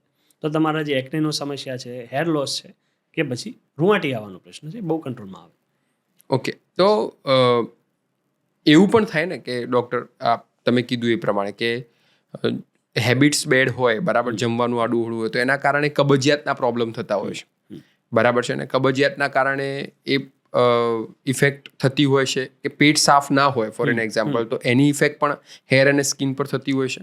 મોડર્ન સાયન્સમાં એવું તો નથી કે કોન્સ્ટિપેશનથી ડિરેક્ટ રિલેશન હોય, પણ કોન્સ્ટિપેશન એક ફિઝિકલ સ્ટ્રેસ છે. ફિઝિકલ સ્ટ્રેસ હોય તો ઘણી વખત આપણે મોઢામાં ચાંદી પડવાનું એક જોતા હોઈએ છીએ. હા, તો એ જ છે કે અગર કોઈ સ્ટ્રેસ છે, અંડર સ્ટ્રેસ બોડી પણ સ્ટ્રેસમાં છે તો બોડી સ્ટ્રેસમાં છે તો તમારા ઓવરઓલ હેલ્થ ઉપર અને કમ્ફર્ટેબલ પણ નહીં હોય. Comfortable તમને નથી. કબજિયાત કે અને આપણને પ્રોબ્લેમ હોય તો એનાથી એક એ yes. વસ્તુ કમ્ફર્ટેબલમાં નહીં હોય તો મતલબ કમ્ફર્ટેબલ નહીં હોય તો બોડી ઓટોમેટિક સ્ટ્રેસમાં આવવાની, માઇન્ડ સ્ટ્રેસમાં રહેવા. Physical stress and even mental stress. તો એ સ્ટ્રેસ છે એ ઇનડિરેક્ટલી આમાં અસર કરે. ઓકે, એટલે ઇન શોર્ટ જો લાઈફ સાયકલમાં એક્સરસાઇઝ થોડી જોડવામાં આવે, તમે સ્પોર્ટ્સ સાથે સંકળાયેલા હો, સ્વેટિંગ થાય, થોડું બોડીમાંથી પરસેવો નીકળે, એવી કોઈ બી ક્રિયા તમે સ્પોર્ટ્સ હોય કે જીમ હોય કે ગમે તે સાથે તમે સ્વિમ કરતા હો, તો એ વસ્તુ રૂટીન સાયકલમાં હોવી જોઈએ. ઘણા બહેનોને મેં એવું કહેતા સાંભળ્યા છે, એમ આપણે એમને કહીએ કે ભાઈ એક્સરસાઇઝને એડ કરો એમ, તો કે અમે રોજ ટિફિન બનાવીએ છીએ ને. હા, તો કે ટિફિન બનાવીએ છીએ, તમારા બધાની પાછળ રહીએ છીએ, એમાં જ પૂરા થઈ જઈએ છીએ અમે એમ. તો અમે કઈ રીતે ટાઈમ કાઢીએ એમ? એ થોડું તો છે કે એ લોકો પોતાના શરીર માટે ટાઈમ નથી આપી શકતા. That's a point doctor. એમ એ તો લોકોએ એક્ટિવ જે એક્સરસાઇઝ છે, વોકિંગ છે, સ્કીપિંગ છે, કંઈક એવી વસ્તુ કરવી, એડ ઓન કરવી જોઈએ કે દિવસની કમસે કમ અડધો કલાક. યોગ પણ છે ને યોગ પણ ડોક્ટર, કરી એ યોગથી ઇવન મેન્ટલ સ્ટ્રેસ ઓછો થશે. ફિઝિકલ તો ફાયદો થશે, સ્ટ્રેસ છે, યોગ જે છે સ્ટ્રેચિંગ છે, ના કે એક્સરસાઇઝ. બરાબર, ઘણી વખત આપણે એવું વિચારતા હોય કે યોગથી તમે યોગ છે એક્સરસાઇઝને રિપ્લેસ નહીં કરી શકે. બરાબર, એક્ટિવ જે એક્સરસાઇઝ છે એ અલગ છે, યોગા છે બેસિકલી સ્ટ્રેચિંગ છે, અને એ હેલ્પ કરશે મેન્ટલ હેલ્થ ઉપર. ઓકે, બરાબર, એટલે સ્ટ્રેસ ઓછું કરશે. વન્ડરફુલ. મૂળ જડ તો એ જ છે ને ડોક્ટર, કે સ્ટ્રેસ ઓછો થઈ જાય તો ઘણું બધું કામકાજ આપણું કામ ઇઝી થઈ જતું હોય છે. બરાબર છે. તો આ એક વસ્તુ છે. બરાબર, માથામાં દહીં લગાવવાથી, અરે બાપા, ક્વેશ્ચન હું શોધીને લાવ્યો ડોક્ટર, જે મારા ઘરમાં થાય છે એ વસ્તુ આજ તમને પૂછવાનો છું કે માથામાં દહીંનો ઉપયોગ કરવાથી કે પછી કોઈ એવા લેપનો ઉપયોગ કરવાથી શું ડેન્ડ્રફ જાય, અથવા તો એનો યુઝ રેગ્યુલર વેમાં કરવો જોઈએ? બિલકુલ ના કરવું જોઈએ. દહીં ખાવું જોઈએ, પેટ માટે બહુ સારી વસ્તુ છે, વાળ માટે નથી. વાળ માટે નથી. ઓકે, એનો કોઈ બેનિફિટ નથી. ઓકે, તો નુકસાન છે, ઇવન ઇરિટેશન કરશે. તમે એનું એસિડ, એનું પીએચ જુઓ, દહીંનો પીએચ જુઓ, એસિડિટી, મારો કહેવાનો મતલબ છે હાઈ હશે. બરાબર, એનું એસિડ હાઈ હશે, પીએચ લો હશે, વાળનો પીએચ અલગ છે, સેટ નહીં થાય વસ્તુ. એટલે વાળ વધારે રફ થશે, બ્રેક થશે, રફ થશે એટલે વાળ પછી બ્રેક થશે, ઇરિટેશન કરશે સ્કાલ્પ. તો ઘરગથ્થુ જે ઉપાયો અત્યારે ચાલી રહ્યા છે ચારે બાજુ, ના કરવા જોઈએ. અને લેપ અલગ અલગ બની રહ્યા છે ઘરની અંદર કે ભાઈ આ નાખો ને તે નાખો ને પછી બધાના લેપ લગાવો માથા ઉપર એમ, તો એ અખતરા ટૂંકમાં બિલકુલ ન કરવા જોઈએ. તો એના કરતાં સારું છે કે તમને કોઈ પણ પ્રોબ્લેમ છે તો પહેલાં એક ડૉક્ટર પાસે જાઓ, અને એમાં પણ ડર્મેટોલોજીસ્ટ પાસે જાઓ, તો એમના સજેશન્સ કમસે કમ લો કે ભાઈ શું વસ્તુ થઈ રહી છે એમ. તો આજનો આ પોડકાસ્ટ જે છે ટૂંકમાં એ ડાયરેક્શનમાં જ જઈ રહ્યો છે કે શું કરવું જોઈએ અને શું ન કરવું જોઈએ, રાઈટ? તો ડૉક્ટર, હમણાંથી એક નવો ડ્રગ જાણવામાં આવ્યો છે કે ભાઈ એ લગાવવાથી, એક ક્લાસ્કોટેરેન નામનો એક ડ્રગ છે કે ભાઈ જે એપ્લાય કરવાથી, તો અંડર રિસર્ચ છે, પણ એનામાં એને લઈને માર્કેટમાં બહુ એક્સાઇટમેન્ટ છે કે ભાઈ એને લગાવવાથી આપણો હેર ગ્રોથ થશે અને રીગ્રો થશે અને ગ્રોથ વધશે એમ. માર્કેટમાં એક નવો હીરો આવ્યો છે. નવો હીરો આવ્યો છે એમ, ક્લાસ્કોટેરેન નામનો. એ શું કહેવા માંગે છે? તમે એના વિશે અમને કંઈક કહો. ક્લાસ્કોટેરોન બેસિકલી એન્ડ્રોજન રિસેપ્ટર એન્ટાગોનિસ્ટ કહેવાય, કે ઇન્ડિયામાં આપણે એનો યુઝ થતો નથી. ઓકે, પણ યુરોપમાં અને યુએસમાં એનો યુઝ થાય છે એકનેની ક્રીમમાં. એન્ટી એકને જે જેલ હોય ને, ખીલ માટે આપણે જે ટ્યુબ લગાવતા હોય એમાં એનો ઉપયોગ થાય છે, કે જે હોર્મોનલ એકને છે, હોર્મોનથી થતા જે ખીલ છે, એની અંદર એ ટ્યુબ લગાવવાથી એ ખીલનું પ્રમાણ ઓછું થાય. હવે અત્યારે રિસર્ચ એ ચાલુ છે કે એન્ડ્રોજન રિસેપ્ટર ઉપર જે કામ કરે છે, બરાબર, એ રિસેપ્ટર ઉપર કામ કરતી આ ડ્રગનો ઉપયોગ વાળ માટે પણ આપણે કરી શકીએ. તો હજુ રિસર્ચ ફેઝમાં છે, હજુ આઈ થિંક લાગશે 4-5 વર્ષ, જો અગર એની ઇફેક્ટ શું આવે છે. કારણ કે જ્યારે માર્કેટમાં કોઈ ડ્રગ આવશે અને એની કોઈ સાઇડ ઇફેક્ટ, ઇરિટેશન છે, આ શું કરે છે, આ બધું ધ્યાનમાં આવશે પછી કંઈ કહી શકાય. કારણ કે જે કંપનીએ દાવો કર્યો છે એમનું કેવું છે કે આની કોઈ સાઇડ ઇફેક્ટ નથી. હા, કારણ કે એ રિસેપ્ટર ઉપર જ જે કામ કરે છે, બાકી એબ્ઝોર્પ્શન એનું બોડીમાં એટલું ખાસ છે નહીં. અત્યારે માર્કેટમાં 2 ડ્રગ ખાસ, જે ટોપિકલ જે સોલ્યુશનનો ઉપયોગ થતો હોય. બેસિકલી ચાલો હું તમને સમજાવું કે વાળમાં કેવું છે કે આપણે ફ્રન્ટલ જે લાઇન છે, હેર લાઇન, એ મેલની અંદર થોડી પાછળ હોય, જે આપણે ખૂણા પડવા કહેતા હોઈએ, કે પાછળના સાઈડ થોડી ટાલ પડતી હોય.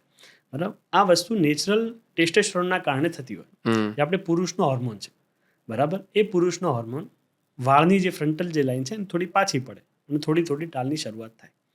અગર કોઈ વ્યક્તિને માની લો કે એના ફાધરને કે ફેમિલીમાં કોઈને ટાલ છે તો સંભાવના પૂરી વધારે છે કે એને વારસામાં ટાલ આવશે, જે આપણે શરૂઆતમાં વાત થઈએ બરાબર કે વારસાગત ટાલ આપણે કહેતા હોઈએ. તો એને રોકવા માટે અત્યારે માર્કેટમાં 2 ડ્રગ બહુ ફેમસ છે, જે છે મિનોક્સિડિલ અને ફિનાસ્ટેરાઇડ. બંને એવા ડ્રગ છે જે ડૉક્ટરના પ્રિસ્ક્રિપ્શનથી લેવા જોઈએ. એમને ઓટીસીમાં જઈને તમે માર્કેટમાં કોઈ મેડિકલ શોપથી લઈને લગાવવા ના જોઈએ. એટલે ક્યોરેબલ છે ટૂંકમાં કે ભાઈ આપણે કંટ્રોલ કરી દે. ઓકે, એને કંટ્રોલ કરી લેશે. Yes. તો જે મિનોક્સિડિલ જે છે એ પોટેશિયમ ચેનલ ઓપનર છે, આપણી નસોને ખુલ્લી કરે. માથામાં જે વાળની જે નસો હોય એ છે એને ખુલ્લી કરે એટલે સર્ક્યુલેશન વધારે. જે આપણે ચંપી કામ કરે છે સેમ કામ મિનોક્સિડિલ કરશે. લગાવવાથી શું થશે? સર્ક્યુલેશન વધશે, વાળને જે બ્લડ સર્ક્યુલેશન વધશે એટલે ન્યુટ્રિશન વધારે મળશે. એટલે જે રૂંવાટી જેવા જે નબળા વાળ છે એને પોષણ વધવાથી એ સુધરશે. બીજું ફિનાસ્ટેરાઇડ એક ડ્રગ છે જે DHT બ્લોકર છે, એ હોર્મોનને ઘટાડે છે સ્કાલ્પમાં, પણ લોંગ ટર્મ સાઇડ ઇફેક્ટ કરી શકે, સંભાવના છે. કારણ કે લાંબો ટાઈમ કોઈ વસ્તુ સ્કિનમાં તમે એપ્લાય કરો છો તો બ્લડમાં એ ઉતરવાની છે બરાબર, અને એ લોંગ ટર્મમાં થોડું સાઇડ ઇફેક્ટ. એટલે કેવું છે કે ડૉક્ટરની સલાહ હોય તો એનો ઉપયોગ કરવો જોઈએ. આ 2 ડ્રગ તો ઓલરેડી માર્કેટમાં છે જે એક્સેલન્ટ રિઝલ્ટ આપી રહ્યા છે. આની સાથે સાથે ઘણા સિરમ છે જે રેડેન્સિલ, પ્રોકેપિલ, એનાગિન, ઘણા બધા એવા જે છે પેપ્ટાઇડ્સ છે જેનું નુકસાન કોઈ નથી બરાબર, થોડી ઓછી અસર કરે છે, એની કોઈ સાઇડ ઇફેક્ટ નથી. અત્યારે જે તમે વાત કરી ક્લાસકોટેન, તો એની સાઇડ ઇફેક્ટ છે શું થશે ભવિષ્યમાં એ હવે જોવાનું રહ્યું. ઓકે, કે ભાઈ એ વસ્તુ જે અત્યાર સુધી એકમેમાં એટલે ખીલમાં યુઝ થતી હતી એ વસ્તુ હવે તમે આમાં યુઝ કરવા જઈ રહ્યા છો તો કેવું રિઝલ્ટ આપશે એ હવે આપણને ભવિષ્ય બતાવશે. વન્ડરફુલ. પણ વિધાઉટ પ્રિસ્ક્રિપ્શન અથવા તો ડૉક્ટરની સલાહ વગર આપણે કોઈ પણ વસ્તુ ડ્રગ લેવી એ હાનિકારક છે, એ તો સીધી વાત છે. બહેનોમાં સૌથી વધારે ફેમસ છે કેરેટીન અને સ્ટ્રેટનિંગ બરાબર છે. આ 2 ટ્રીટમેન્ટ છે કે જે હેરમાં સૌથી વધારે બહેનો એપ્લાય કરતા હોય છે. તો એ જે પરમેનન્ટ સ્ટ્રેટનિંગ કરે છે જે લોકો એમ, તો શું એ કરાવવું જોઈએ વાળ સાથે? આ એક્સપેરિમેન્ટ કરવો જોઈએ કે ના કરવો જોઈએ? પહેલો પ્રશ્ન. એક્સપેરિમેન્ટ જ છે જેમ તમે વાત કરી, કારણ કે કુદરતે આપણા વાળને છે ને કરલી બનાવ્યા છે. હા, વાળ બધા કદી સીધા ના હોય, કદી ક્યારે સીધા ના હોય, કારણ કે સલ્ફેટ બોન્ડ છે વાળમાં. ઓકે, જે વાળને કુદરતી રીતે વાકડીઓ બનાવે. હવે તમે કેટલાક કેમિકલ એપ્લાય કરીને એ બોન્ડને તોડી રહ્યા છો, એટલે એ જે વળાંક હતો એને તમે સીધો કરી દીધો. તો જ્યાં જ્યાં એ સલ્ફેટ બોન્ડ બ્રેક થશે ત્યાંથી વાળ તૂટશે. અમારી ભાષામાં એર ફ્રેક્ચર કહેતા હોય કે વાળ તૂટી જાય.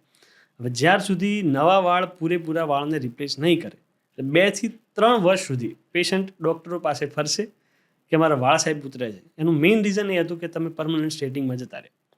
અચ્છા, એટલે પરમેનન્ટ સ્ટ્રેટનિંગથી વાળ ઉતરશે, તૂટશે, મૂળમાંથી વાળ તૂટી જશે. ઓકે, જ્યાંથી તમે એને સીધો કર્યો છે ત્યાંથી વાળ બ્રેક થશે. કારણ કે એમાં સૌથી વધારે પહેલા તો કેમિકલ એપ્લાય થતા હોય. યસ, એ તમારા જે બોન્ડને તોડી રહ્યું છે, કુદરતી વાળનું જે મોલિક્યુલ છે એને તમે બ્રેક કરી રહ્યા છો. નેચરલી કેરેટીન છે, તમે ઉપરથી એપ્લાય કરશો એનાથી કોઈ વાળ સુધારવાના નથી બરાબર, એટલે ના કરાવવું જોઈએ, ડેફિનેટલી ના જવું જોઈએ. પરમેનન્ટ સ્ટ્રેટનિંગ ના કરાવવું જોઈએ. તો જે ટેમ્પરરી સ્ટ્રેટનિંગ હોય છે એમ કે જેમાં એનો અલ્ટિમેટલી તમે સ્ટ્રેટ કરશો તો બ્રેક તો થવાનો જ છે. ઓકે, કારણ કે તમે એપ્લાય કેમ કરો છો? એ બોન્ડને તોડો છો. એટલે સ્ટ્રેટનર જેટલી વાર યુઝ કરશું એટલી વખત વાળની ક્વોલિટી રફ થશે અને વાળની ક્વોલિટી અલ્ટિમેટલી બગડશે. તમે એને સુધારવા માટે ફરી સ્ટ્રેટનિંગમાં જશો એટલે આ એક વિશેષ સાયકલ છે. ફરી તમે વારંવાર કરાવશો, કારણ કે એક વખત કરાવ્યું જેવી એની ઇફેક્ટ જશે એટલે વાળ વધારે ખરાબ દેખાશે. એટલે ફરી તમે એને રીએપ્લાય કરશો, ફરી સ્ટ્રેટનિંગ કરશો, ફરી કેરેટિંગ કરશો અને વાળ ખરાબ થશે અલ્ટિમેટ. પણ ચાલો, અત્યારે તો મેક્સિમમ દેખાય જ છે બહેનોમાં કે એ વસ્તુ કરાવડાવી દીધી છે બરાબર, અને હવે આ સાંભળ્યા પછી અથવા તો અવેરનેસ આવ્યા પછી કે હવે મારે નથી કરાવવું એમ, તો શું એના પછી ક્વોલિટી સુધારી શકાય છે? ડેફિનેટલી. કેવી રીતે? પૂરો વાળ જ્યારે રિપ્લેસ થશે, ફિમેલમાં શું છે કે જે પૂરા મૂળથી લઈને છેડા સુધી એ લોકો જ્યારે એપ્લાય કરતા હોય, પૂરો વાળ રિપ્લેસ થશે ત્યારે વાળની ક્વોલિટી સુધરશે આપોઆપ. નવા વાળ આવશે, સારા આવશે. નવા વાળ આવશે, સારા આવશે, બરાબર. સારું, પણ એ નવા વાળના હેલ્થ માટે શું? હું એ સારો કહી ડાયટ. રહ્યો છું. તો ડાયટની અંદર ફિમેલમાં ખાસ તો કારણ કે પીરિયડ્સના કારણે બ્લડ લોસ થતો હોય તો આમાં આયરનની ડેફિશિયન્સી ના હોવી જોઈએ. પૂરતા પ્રમાણમાં લો તત્વ શું લેવું જોઈએ એમાં? એટલે ખજૂર છે, ગોળ છે, પત્તાવાળા શાકભાજી, આપણે આયરન કહેતા હોય લો તત્વ બરાબર, તો એ પાલક છે તો એની અંદર થોડું વધારે હોય. બપોરે ખાવામાં આ બધું ખોરાક લેવો, સાથે દહીં છાશ લેવું, કારણ કે ખટાશની સાથે જ્યારે આયરન લેવામાં આવે ત્યારે હિમોગ્લોબિન થોડું વધે. ઓકે, સાથે પ્રોટીનયુક્ત આહાર એટલે કે કઠોળ છે, દૂધ છે, એનો ઉપયોગ થોડો વધારવો જોઈએ. આ બધું કરશો તો અલ્ટિમેટલી તમારા નવા વાળ છે એ ક્વોલિટી વાળા આવશે. ઓકે, એટલે હવે આપણે એ વસ્તુનું ખાસ એમને કે ધ્યાન રાખવું જોઈએ કે જ્યારે તમે એ તરફ જઈ રહ્યા છો કે જેમાં વાળની જે ક્વોલિટી છે આપણે સુધારવા માટે આ વસ્તુનું ચોક્કસ ધ્યાન રાખવું જોઈએ કે ભાઈ પરમેનન્ટ સ્ટ્રેટનિંગ ના કરાયું હોય તો પ્લીઝ હજી ઊભા રહી જજો અને જો કરાવી લીધું હોય તો ચિંતા કરવાની જરૂર નથી એ વસ્તુ ફરીવાર થશે એમ પણ વારે ઘડી જો ફસાઈ ગયા એમાં એમ કારણ કે ફેસનો શેપ બદલાય અપીરિયન્સ બદલાય એટલે આપણને સારું લાગે પણ એ વસ્તુ તમે ફરી કરાવો ત્યારે એ વસ્તુ તમને પ્રોબ્લેમમાં ક્રિએટ કરતી મતલબ સાયકલમાં ફસાવા જેવું નથી ઘણી વખત કેવું થાય કુણાલભાઈ વધારે પડતો હેર લોસ થાય તો અમે ઘણી થેરાપી છે પીઆરપી થેરાપી છે બરાબર જીએફસી છે બરાબર એ તમારા બ્લડમાંથી જ આપણે તૈયાર કરતા હોય બહારથી કોઈ કેમિકલ નાખવાના છે નહીં બરાબર માઇક્રો નીડલિંગની સાથે કમ્બાઈન કરીને આ બધી ટ્રીટમેન્ટ પણ ક્લિનિકમાં અવેલેબલ હોય તમારા સારા જે ડર્મેટોલોજીસ્ટ જે નજીકમાં છે એમને તમે મળો કે આટલો બધો હેર લોસ થઈ રહ્યો છે તો તમારે ઘણી વખત એની પણ જરૂર પડી શકે તો પીઆરપીના કેટલાક સેશન લો તો હેર લોસમાં આપણને થોડો બેનિફિટ થઈ શકે ઓકે તો વાળ પડવાની પહેલી શરૂઆત બરાબર છે મને જ્યાર સુધી સમાચાર છે ત્યાર સુધી કે ભાઈ સલૂન વાળો જે આપણો છે મિત્ર બરાબર છે એ તમને સૌથી પહેલા આઈડેન્ટિફાય કરી આપે કે ભાઈ તમારે હવે ટાલ પડશે આ કુદરતી રીતે હું કહું છું કે ભાઈ આપણા મિત્ર કારણ કે સલૂન પાસે હેર વાળા આપણે એની પાસે વારંવાર જવાનું થાય છે તો એ આપણને કહે છે એ ત્યાર સુધી ઠીક છે બરાબર છે પણ એના માટે જે ટ્રીટમેન્ટ કરાવડાવે છે એમ બરાબર છે ત્યાં પ્રોબ્લેમ છે એમ કે એના વિશે તમે શું કહેશો એમ કે સલૂન વાળાની વાત તો માનવી જોઈએ આપણે કે ભાઈ ચાલો એ કારણ કે ઉપરથી એ જોવે છે તો એને વધારે ક્લિયર આઈડિયા આવશે અને વારંવાર તમને જોવે છે એટલે તમને એને વધારે આઈડિયા આવશે પણ આપણે શું સાંભળવું જોઈએ શું ના સાંભળવું જોઈએ એનું એમ સલૂન વાળો હું એમ કહું કે જે ભાઈઓ છે બરાબર કે ઇમોશનલ અટેચમેન્ટ હોય તમે જોજો તમે જેની જોડે જતા હશો એની જોડે બીજી વાર જશો બરાબર કારણ કે એ અટેચમેન્ટ એવું છે તમે એની વાત માનો છો બરાબર એ તમને કઈ સલાહ આપશે તમે માનશો તમારા વાળમાં ઊંધરી પડે ઘણી વખત એલોપેશિયા એરેટા કહેવાય આપણે ઊંધરી કહેતા હોઈએ કે કોઈ એક જગ્યાથી વાળ ગયા પેશન્ટને ખબર નથી એ નોટિસ કરશે કે ભાઈ તારે આ જગ્યાએ પ્રોબ્લેમ છે તને ખીલ થઈ રહ્યા છે તારા વાળ આછા થઈ રહ્યા છે આ બધું એ નોટિસ કરે છે એ સલાહ આપે છે કે ભાઈ તારે દવાની જરૂર છે એ સારી વસ્તુ છે પણ એક જો કાલ ઉઠીને એમ કે હું તને હું જ ડોક્ટર છું હું તને ટ્રીટમેન્ટ કરી આપું ત્યાં અટકી જાઉં એ તમારો મિત્ર નથી ઘણા અત્યારે અમે એવું જોઈએ છીએ કે જો આ ડર્મેટોલોજીસ્ટ આપણે જે વાત થઈ તો એમબીબીએસમાં અભ્યાસ અમે 5.5 વર્ષ કર્યો બરાબર ઇન્ક્લુડિંગ ઇન્ટર્નશીપ એના પછી બીજા 2 થી 3 વર્ષ અમે માસ્ટર ડિગ્રી જે એમડી ડીએનબી ડીડીવી ડીડીવીએલ આ જે ડિગ્રી છે એમબીબીએસ પછી કરીએ છીએ આટલો અભ્યાસ કર્યા પછી અમે તમને સલાહ આપીએ છીએ કે તમારે શું કરવાની જરૂર છે ને શું નથી અત્યારે એવા ક્લિનિક ઓપન થઈ રહ્યા છે ઇવન બેસિક એમબીબીએસ ડિગ્રી પણ નથી લોકો જોડે અને એ તમારી ટ્રીટમેન્ટ જે મેં પીઆરપી જીએફસીની વાત કરી એવી ટ્રીટમેન્ટ તો છોડો બધી ટ્રીટમેન્ટ એ લોકો કરે છે બરાબર અને હાઈફાઈ સલૂન થઈ ગયા છે કે જે લોકો લેઝર ટ્રીટમેન્ટ પણ કરવા માંડ્યા છે તો એ સારો સાઇન નથી અધરવાઇઝ દે આર ફ્રેન્ડ એનો મતલબ એવો થયો કે તમારે અવેરનેસ તમારી અંદર હોવી જોઈએ કે ભાઈ કોની પાસે જવું અને કોની પાસે ન સર્ટિફાઈડ ડર્મેટોલોજીસ્ટ જોડે ટ્રીટમેન્ટ કરાવવી તમારે ટ્રીટમેન્ટ કરાવવી જોઈએ વન્ડરફુલ બરાબર તો અહીંયા સુધી આપણે હેરની વાત કરી બરાબર છે અત્યારે હવે સૌથી ઇમ્પોર્ટન્ટ ટોપિક પર આવી રહ્યો છું કે વોટ અબાઉટ સ્કિન બરાબર છે તો એમાં સૌથી પહેલાં જે પ્રશ્ન છે કે આપણી બ્લડની ઇમ્પ્યોરિટીના કારણે શું આપણા ચહેરા પર ખીલ થતા હોય છે ઇઝ ઇટ એવું હોય કે કારણ કે એ તો મારા કંટ્રોલમાં છે નહીં ઇમ્પ્યોરિટીઝ તો નહીં કહું કારણ કે મોડર્ન સાયન્સમાં ઇમ્પ્યોરિટી ઓફ બ્લડ જેવી કોઈ વસ્તુ છે નહીં કે જેના કારણે તમને સ્કિન તમારી ખરાબ થાય બરાબર બેસિકલી હોર્મોનનો ઇશ્યુ હોઈ શકે પણ બાકી ઇમ્પ્યોરિટી થવાથી કોઈ સ્કિન ડિઝીઝ થશે કે હેર ડિઝીઝ હેરને રિલેટેડ કોઈ પ્રોબ્લેમ થશે એક દવા મતલબ એક સિરપ પણ છે બહુ સ્પેશિયલ ખ્યાલ છે તમે જે એ સિરપ છે એ સિરપ એવું કહીને બ્રાન્ડિંગ કરે છે કે ભાઈ ઇમ્પ્યોરિટીઝ હટાવો બ્લડની અને તમારી ચમક વધારો સ્કિનની એમ તો એવું ઇઝ ઇટ એમ તો તમે કીધું ના એવું કંઈ હોતું નથી હું મોડર્ન મેડિસિનમાં બિલીવ કરું છું એટલે હું તો કહીશ કે એવી કોઈ વસ્તુ છે નહીં ઓકે તો એ પ્રમાણે થઈ તો જેમ મેં કીધું તમે કીધું હતું કે વાળમાં આનો યુઝ ના કરાય બરાબર છે દહીં ને વગેરે તો સ્કિન પર શું ઘરની ઘરગથ્થુ વસ્તુઓ જે છે એનો ઉપયોગ કરી શકાય ઘણા લોકો દહીં ને કોફીનો યુઝ કરતા હોય છે બરાબર છે પછી ઘણા લોકો લીંબુનો રસ અને એનો બધો યુઝ કરતા હોય છે ટૂથપેસ્ટનો ઇવન યુઝ કરતા હોય છે એમ ચહેરા ઉપર એમ તો સ્કિન ઉપર યુઝ થતો હોય છે તો શું ઘરગથ્થુ મસ બાળવા માટે લોકો લસણ લગાવે છે યસ લસણ લગાવીને આવે હા તો ઇઝ ઇટ એવું હોય છે તમારી પાસે આવા કોઈ પેશન્ટ આવે છે એમ કે ડગલો કારણ કે પેશન્ટ ઓલરેડી બધું બગાડીને પછી અમારી પાસે આવે કે સાહેબ મને આટલા ટાઈમથી આ પ્રશ્ન હતો, એ ખીલ થયો તો કોલગેટ લગાવી દીધી, બરાબર, તમે કોઈ પણ મસ્ત થયો તો કે લસણ લગાવી દીધું, ચામડીને બાળી દીધી. હવે તમે માનો આ દિવાલ છે એના ઉપર એક ડાઘ પડ્યો છે, બરાબર, તો એ ડાઘને કાઢવા માટે તમે શેનો ઉપયોગ કરશો? સાબુ પાણીનો ઉપયોગ કરશો કે પછી પેલો હથોડીને એનો ઉપયોગ કરશો કે એને કાઢી નાખીએ? તમે ચામડીને એટલા ભાગને બાળી દીધી, લિટરલી તમે એને બાળી રહ્યા છો. તમે જ્યારે કોઈ વસ્તુ હાયર પીએચ કે વેરી લો પીએચ એસિડિક કે આલ્કલાઇન પ્રોડક્ટનો તમારે સ્કિન ઉપર જ્યારે તમે ઉપયોગ કરો છો, બેસિકલી તમે સ્કિનના બેરિયર ફંક્શનને તોડી રહ્યા છો. સ્કિન આપણા શરીરનું એક બેરિયર છે અને પ્રોટેક્શનનું કામ કરે છે. એ બેરિયર ફંક્શન આ બધી વસ્તુ લગાવવાથી ખરાબ થાય, સ્કિન ખૂબ ડ્રાય થઈ જાય, ઇચિંગ થાય અને નવી નવી સ્કિનની બીમારીઓ શરૂ થાય. એટલે ડેફિનેટલી આ વસ્તુથી દૂર રહેવું જોઈએ. ડૉક્ટર સાહેબ, આજકાલ બહુ ફેમસ છે કે 7 સ્ટેપ રૂટીન અને 10 સ્ટેપ રૂટીન, બરાબર છે? પહેલા આ શું છે, કરવું જોઈએ કે ના કરવું જોઈએ? બિલકુલ ના કરવું જોઈએ. ઓકે. એકચ્યુઅલી આ બધી કોરિયન પ્રોડક્ટને થોડું જ્યારે કોરિયન ગ્લાસ સ્કિન જ્યારની ફેમસ થઈ છે, એની સાથે સાથે આ વસ્તુ ફેમસ થઈ છે કે દિવસની અંદર 10 વસ્તુઓ એવી તમે લગાવી રહ્યા છો વારંવાર, અલગ અલગ BHA AHA વાળા જે સિરમ છે એને તમે ચહેરા ઉપર એપ્લાય કરો છો, રેટિનોલ લગાવી રહ્યા છો.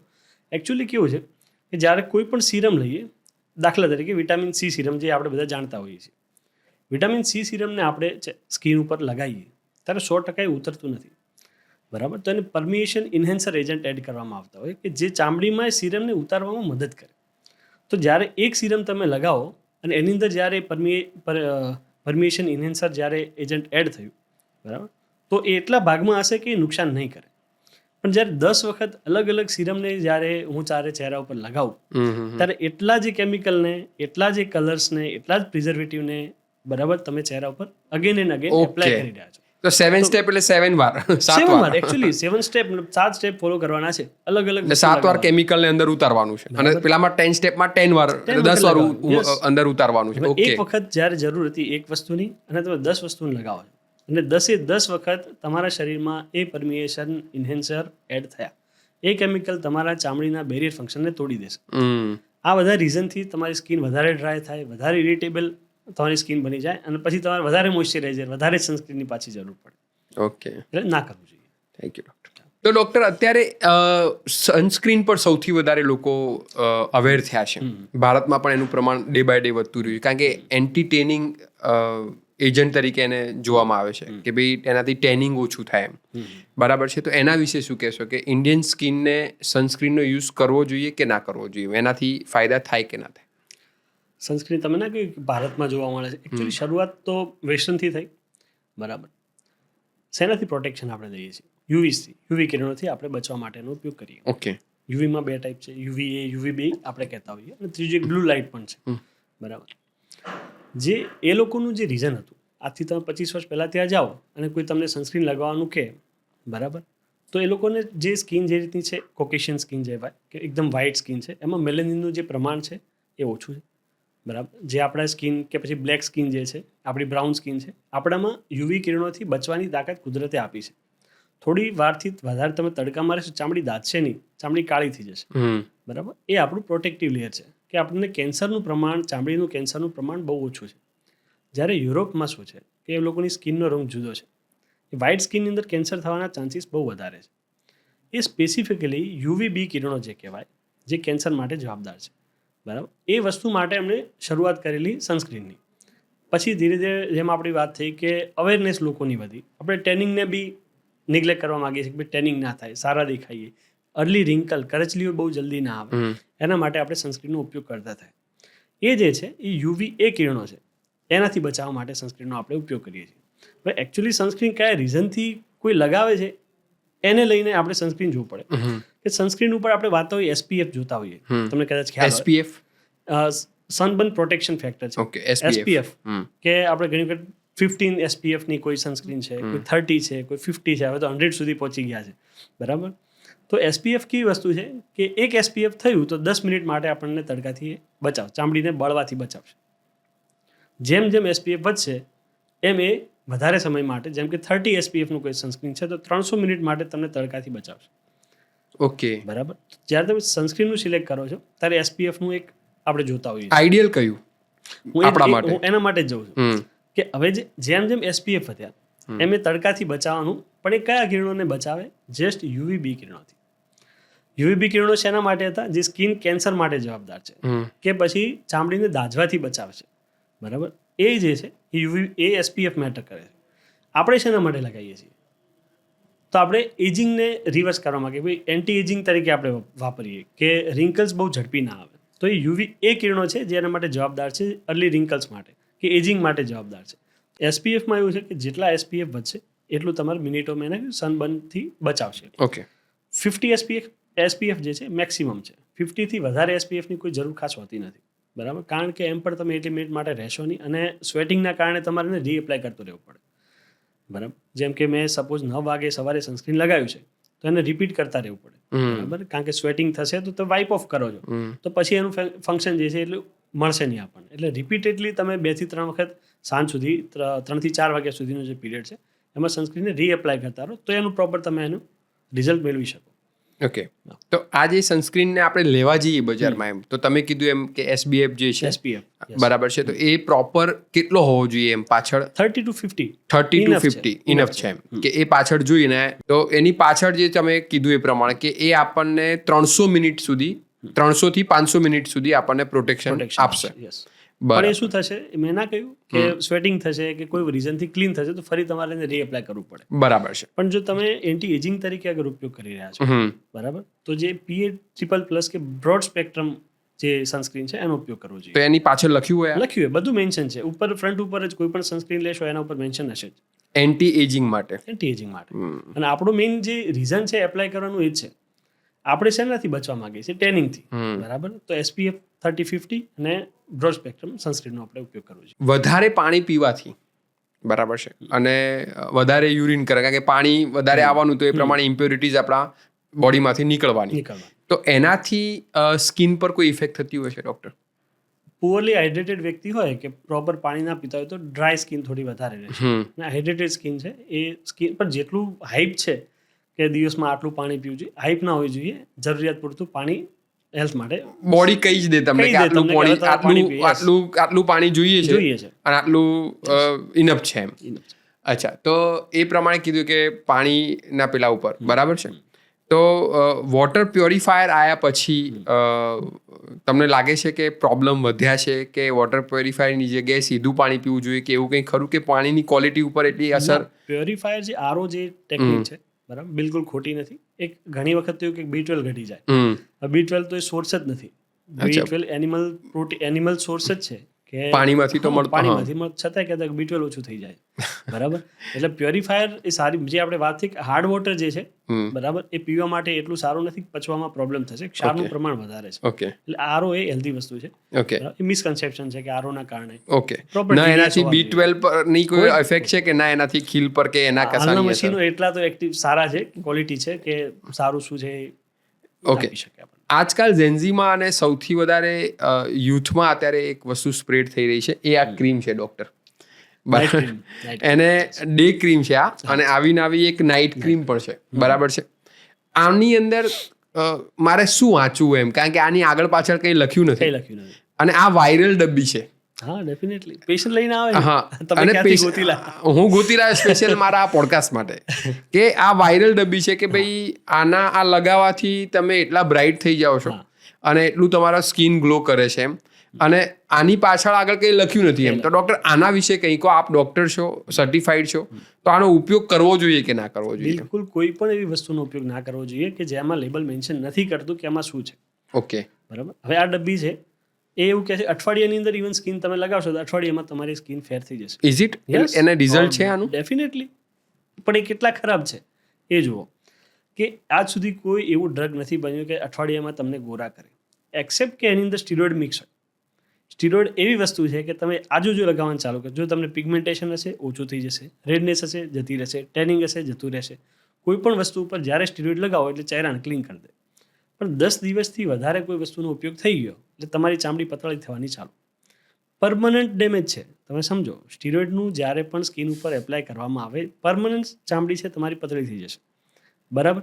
બીજી વસ્તુ કે પતળી થવાની સાથે સાથે એ એકને વધારશે, ખીલ કરશે, ચહેરા પર વાળ ઉગશે, બરાબર.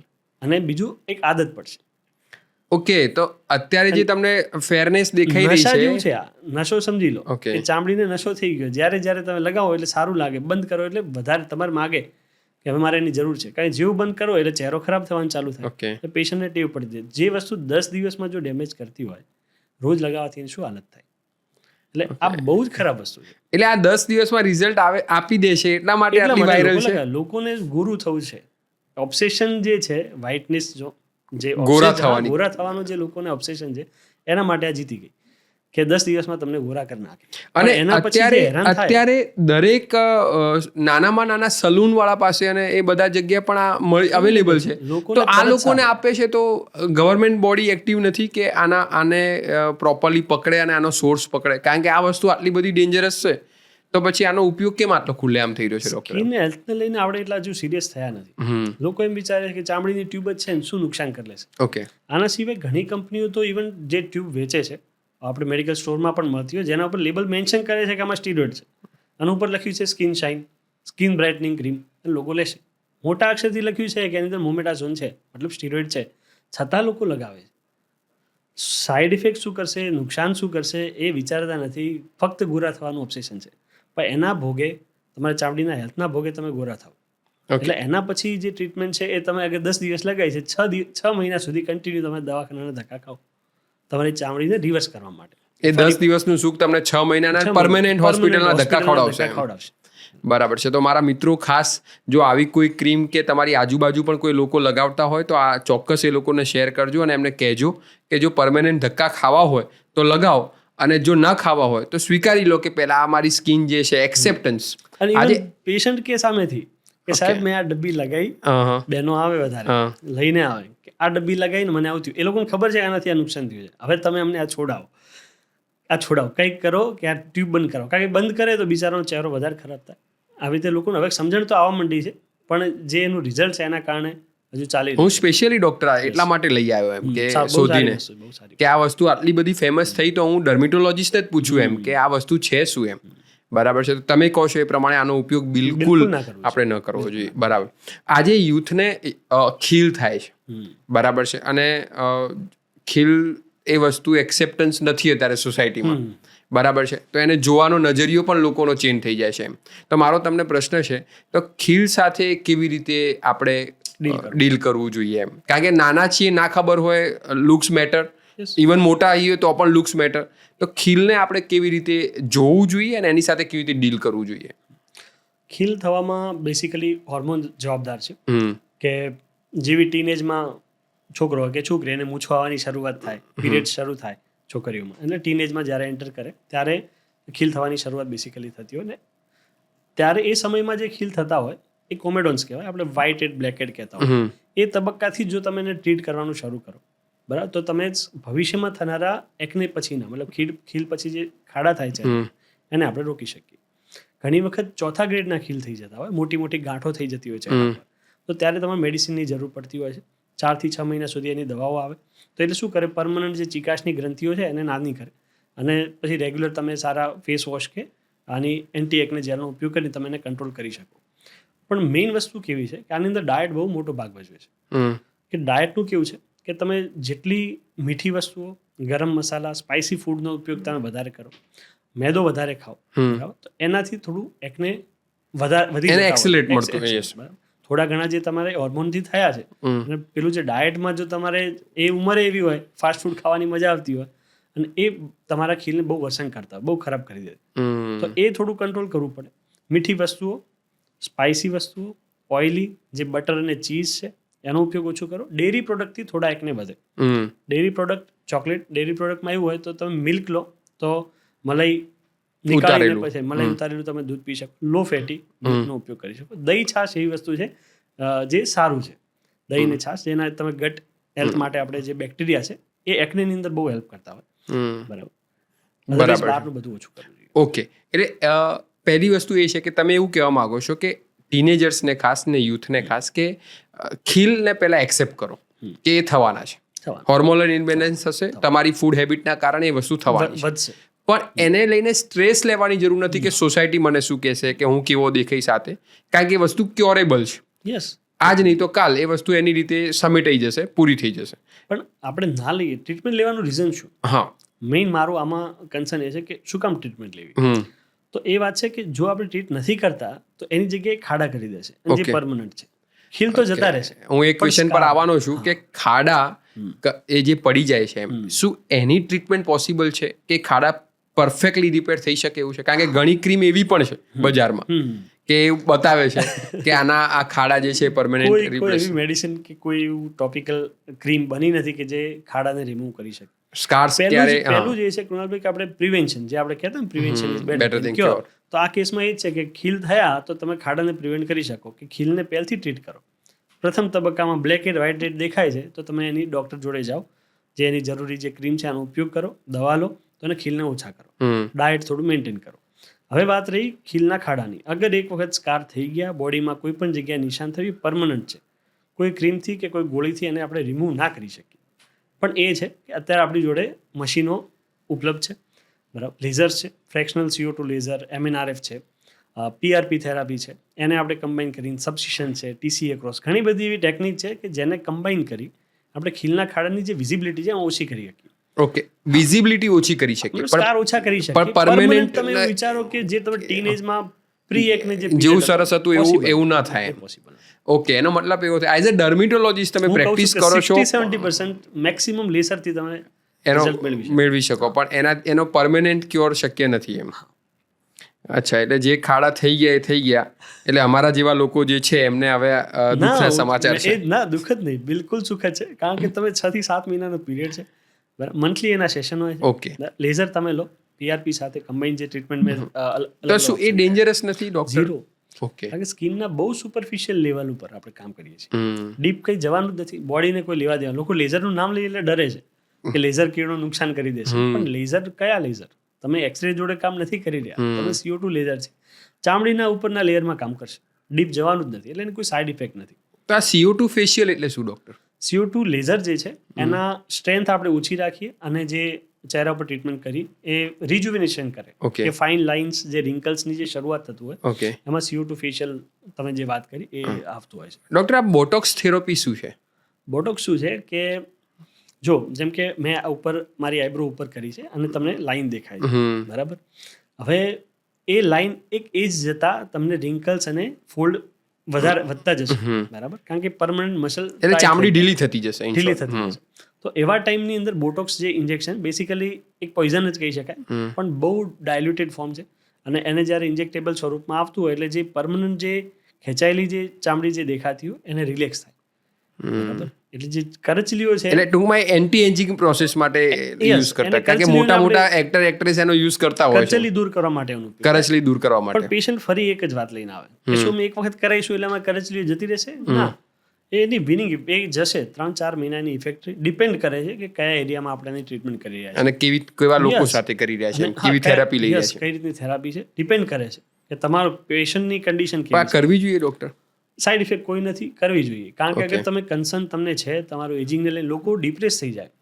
અર્લી એજિંગમાં કેવું થાય કે જ્યારે શરૂઆતમાં સ્ટ્રેસફુલ લાઈફમાં કે પછી જેમ આપણે સનસ્ક્રીનની વાત કરી કે કોઈ પણ વસ્તુનું આપણે નોલેજ નહોતું, યા એવી કન્ડિશન હતી કે તમે લગાવી શકે એવી ફાઇનાન્શિયલ કે કોઈ બી ઇશ્યુ હતી, આજ તમે એ વસ્તુને કામ કરી શકાયું છે, ઓપ્શન છે, માર્કેટમાં દવાઓ છે અને માર્કેટમાં સારા ડૉક્ટર્સ છે, તો ડેફિનેટલી એમાં આપણે કરી શકીએ.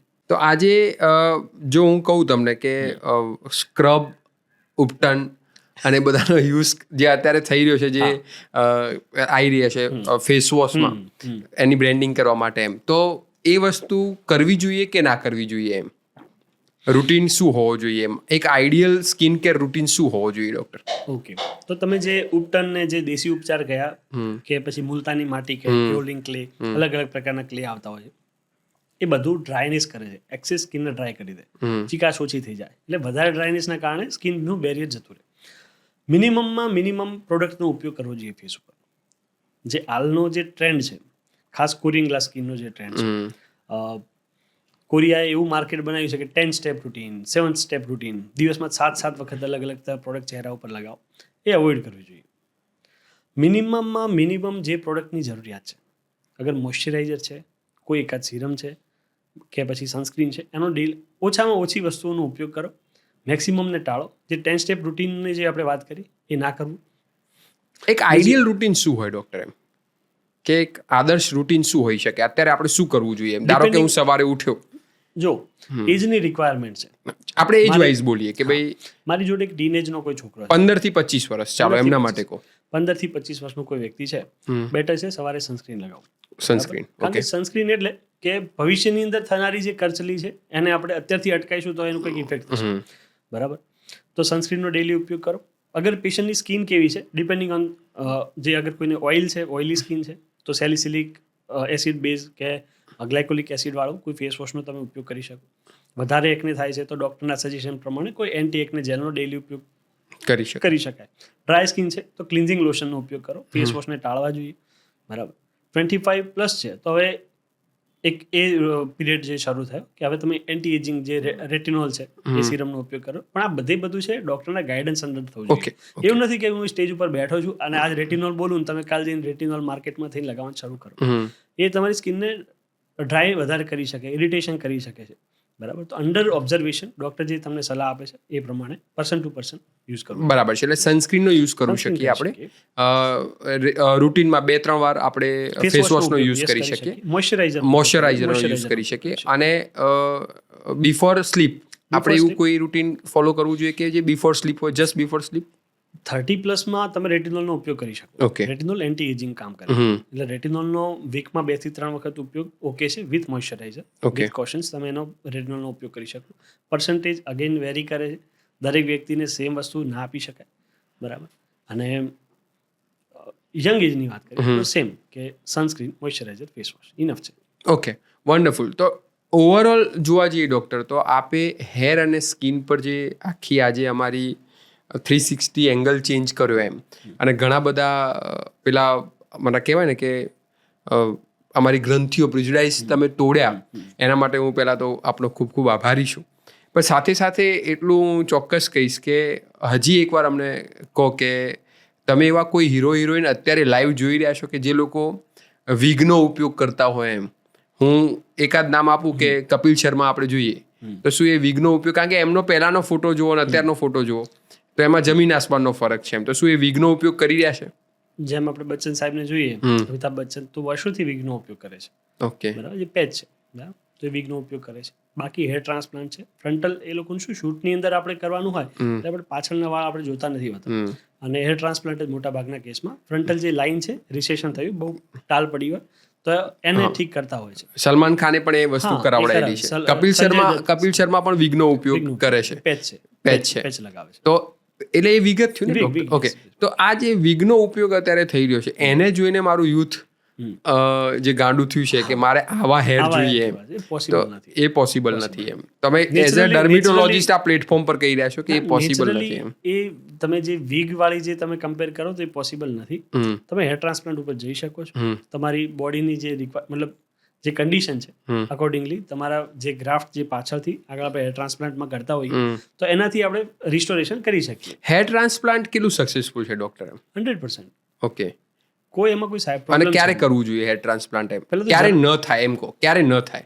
જ્યારે વાળ ખરવાના શરૂ થયા, 25-26 વર્ષની ઉંમરથી વાળ આછા થવા માંડ્યા છે, આગળથી ટાલ પડવાની શરૂઆત થઈ, 2 વાળ વચ્ચે સ્પેસ વધી રહી છે, તો આપણે એના માટે જે જરૂરિયાત જે મિનોક્સિડિલ છે કે ઓરલ મેડિકેશનની કોઈ જરૂર છે એના ઉપર જવું જોઈએ કે તમે ભવિષ્યમાં થનારી ટાલને તમે રોકી શકશો. ઓકે.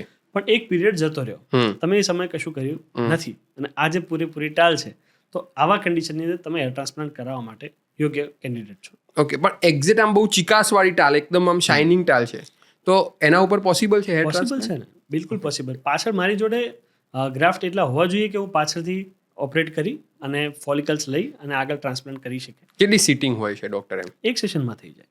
એક સેશનનું કામ છે. બરાબર. અને એનું કોસ્ટિંગ શું આવતું હોય છે હેર ટ્રાન્સપ્લાન્ટ? એ વેરી કરે.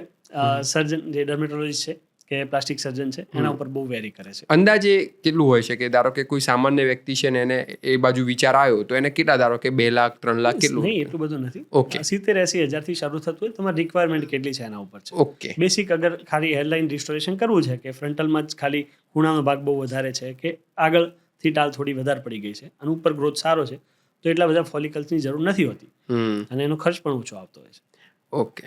તો એ પ્રમાણે hair transplant is possible, right? possible. તો doctor thank you for coming. અને આ સાથે જ આપણે આને આખા સેશનને પૂરો કરીએ છીએ. અગેન ક્યારે પણ જરૂર પડી અને જો કમેન્ટ્સમાં સૌથી વધારે જેની પણ કમેન્ટ્સ આવીને લાગે કે આના ઉપર હજી ચર્ચા કરવા જેવી છે તો હું તમને ફરીવાર બોલાવીશ. આશા રાખું છું કે તમે અહીંયા આવશો. બરાબર છે. Thank you so much doctor.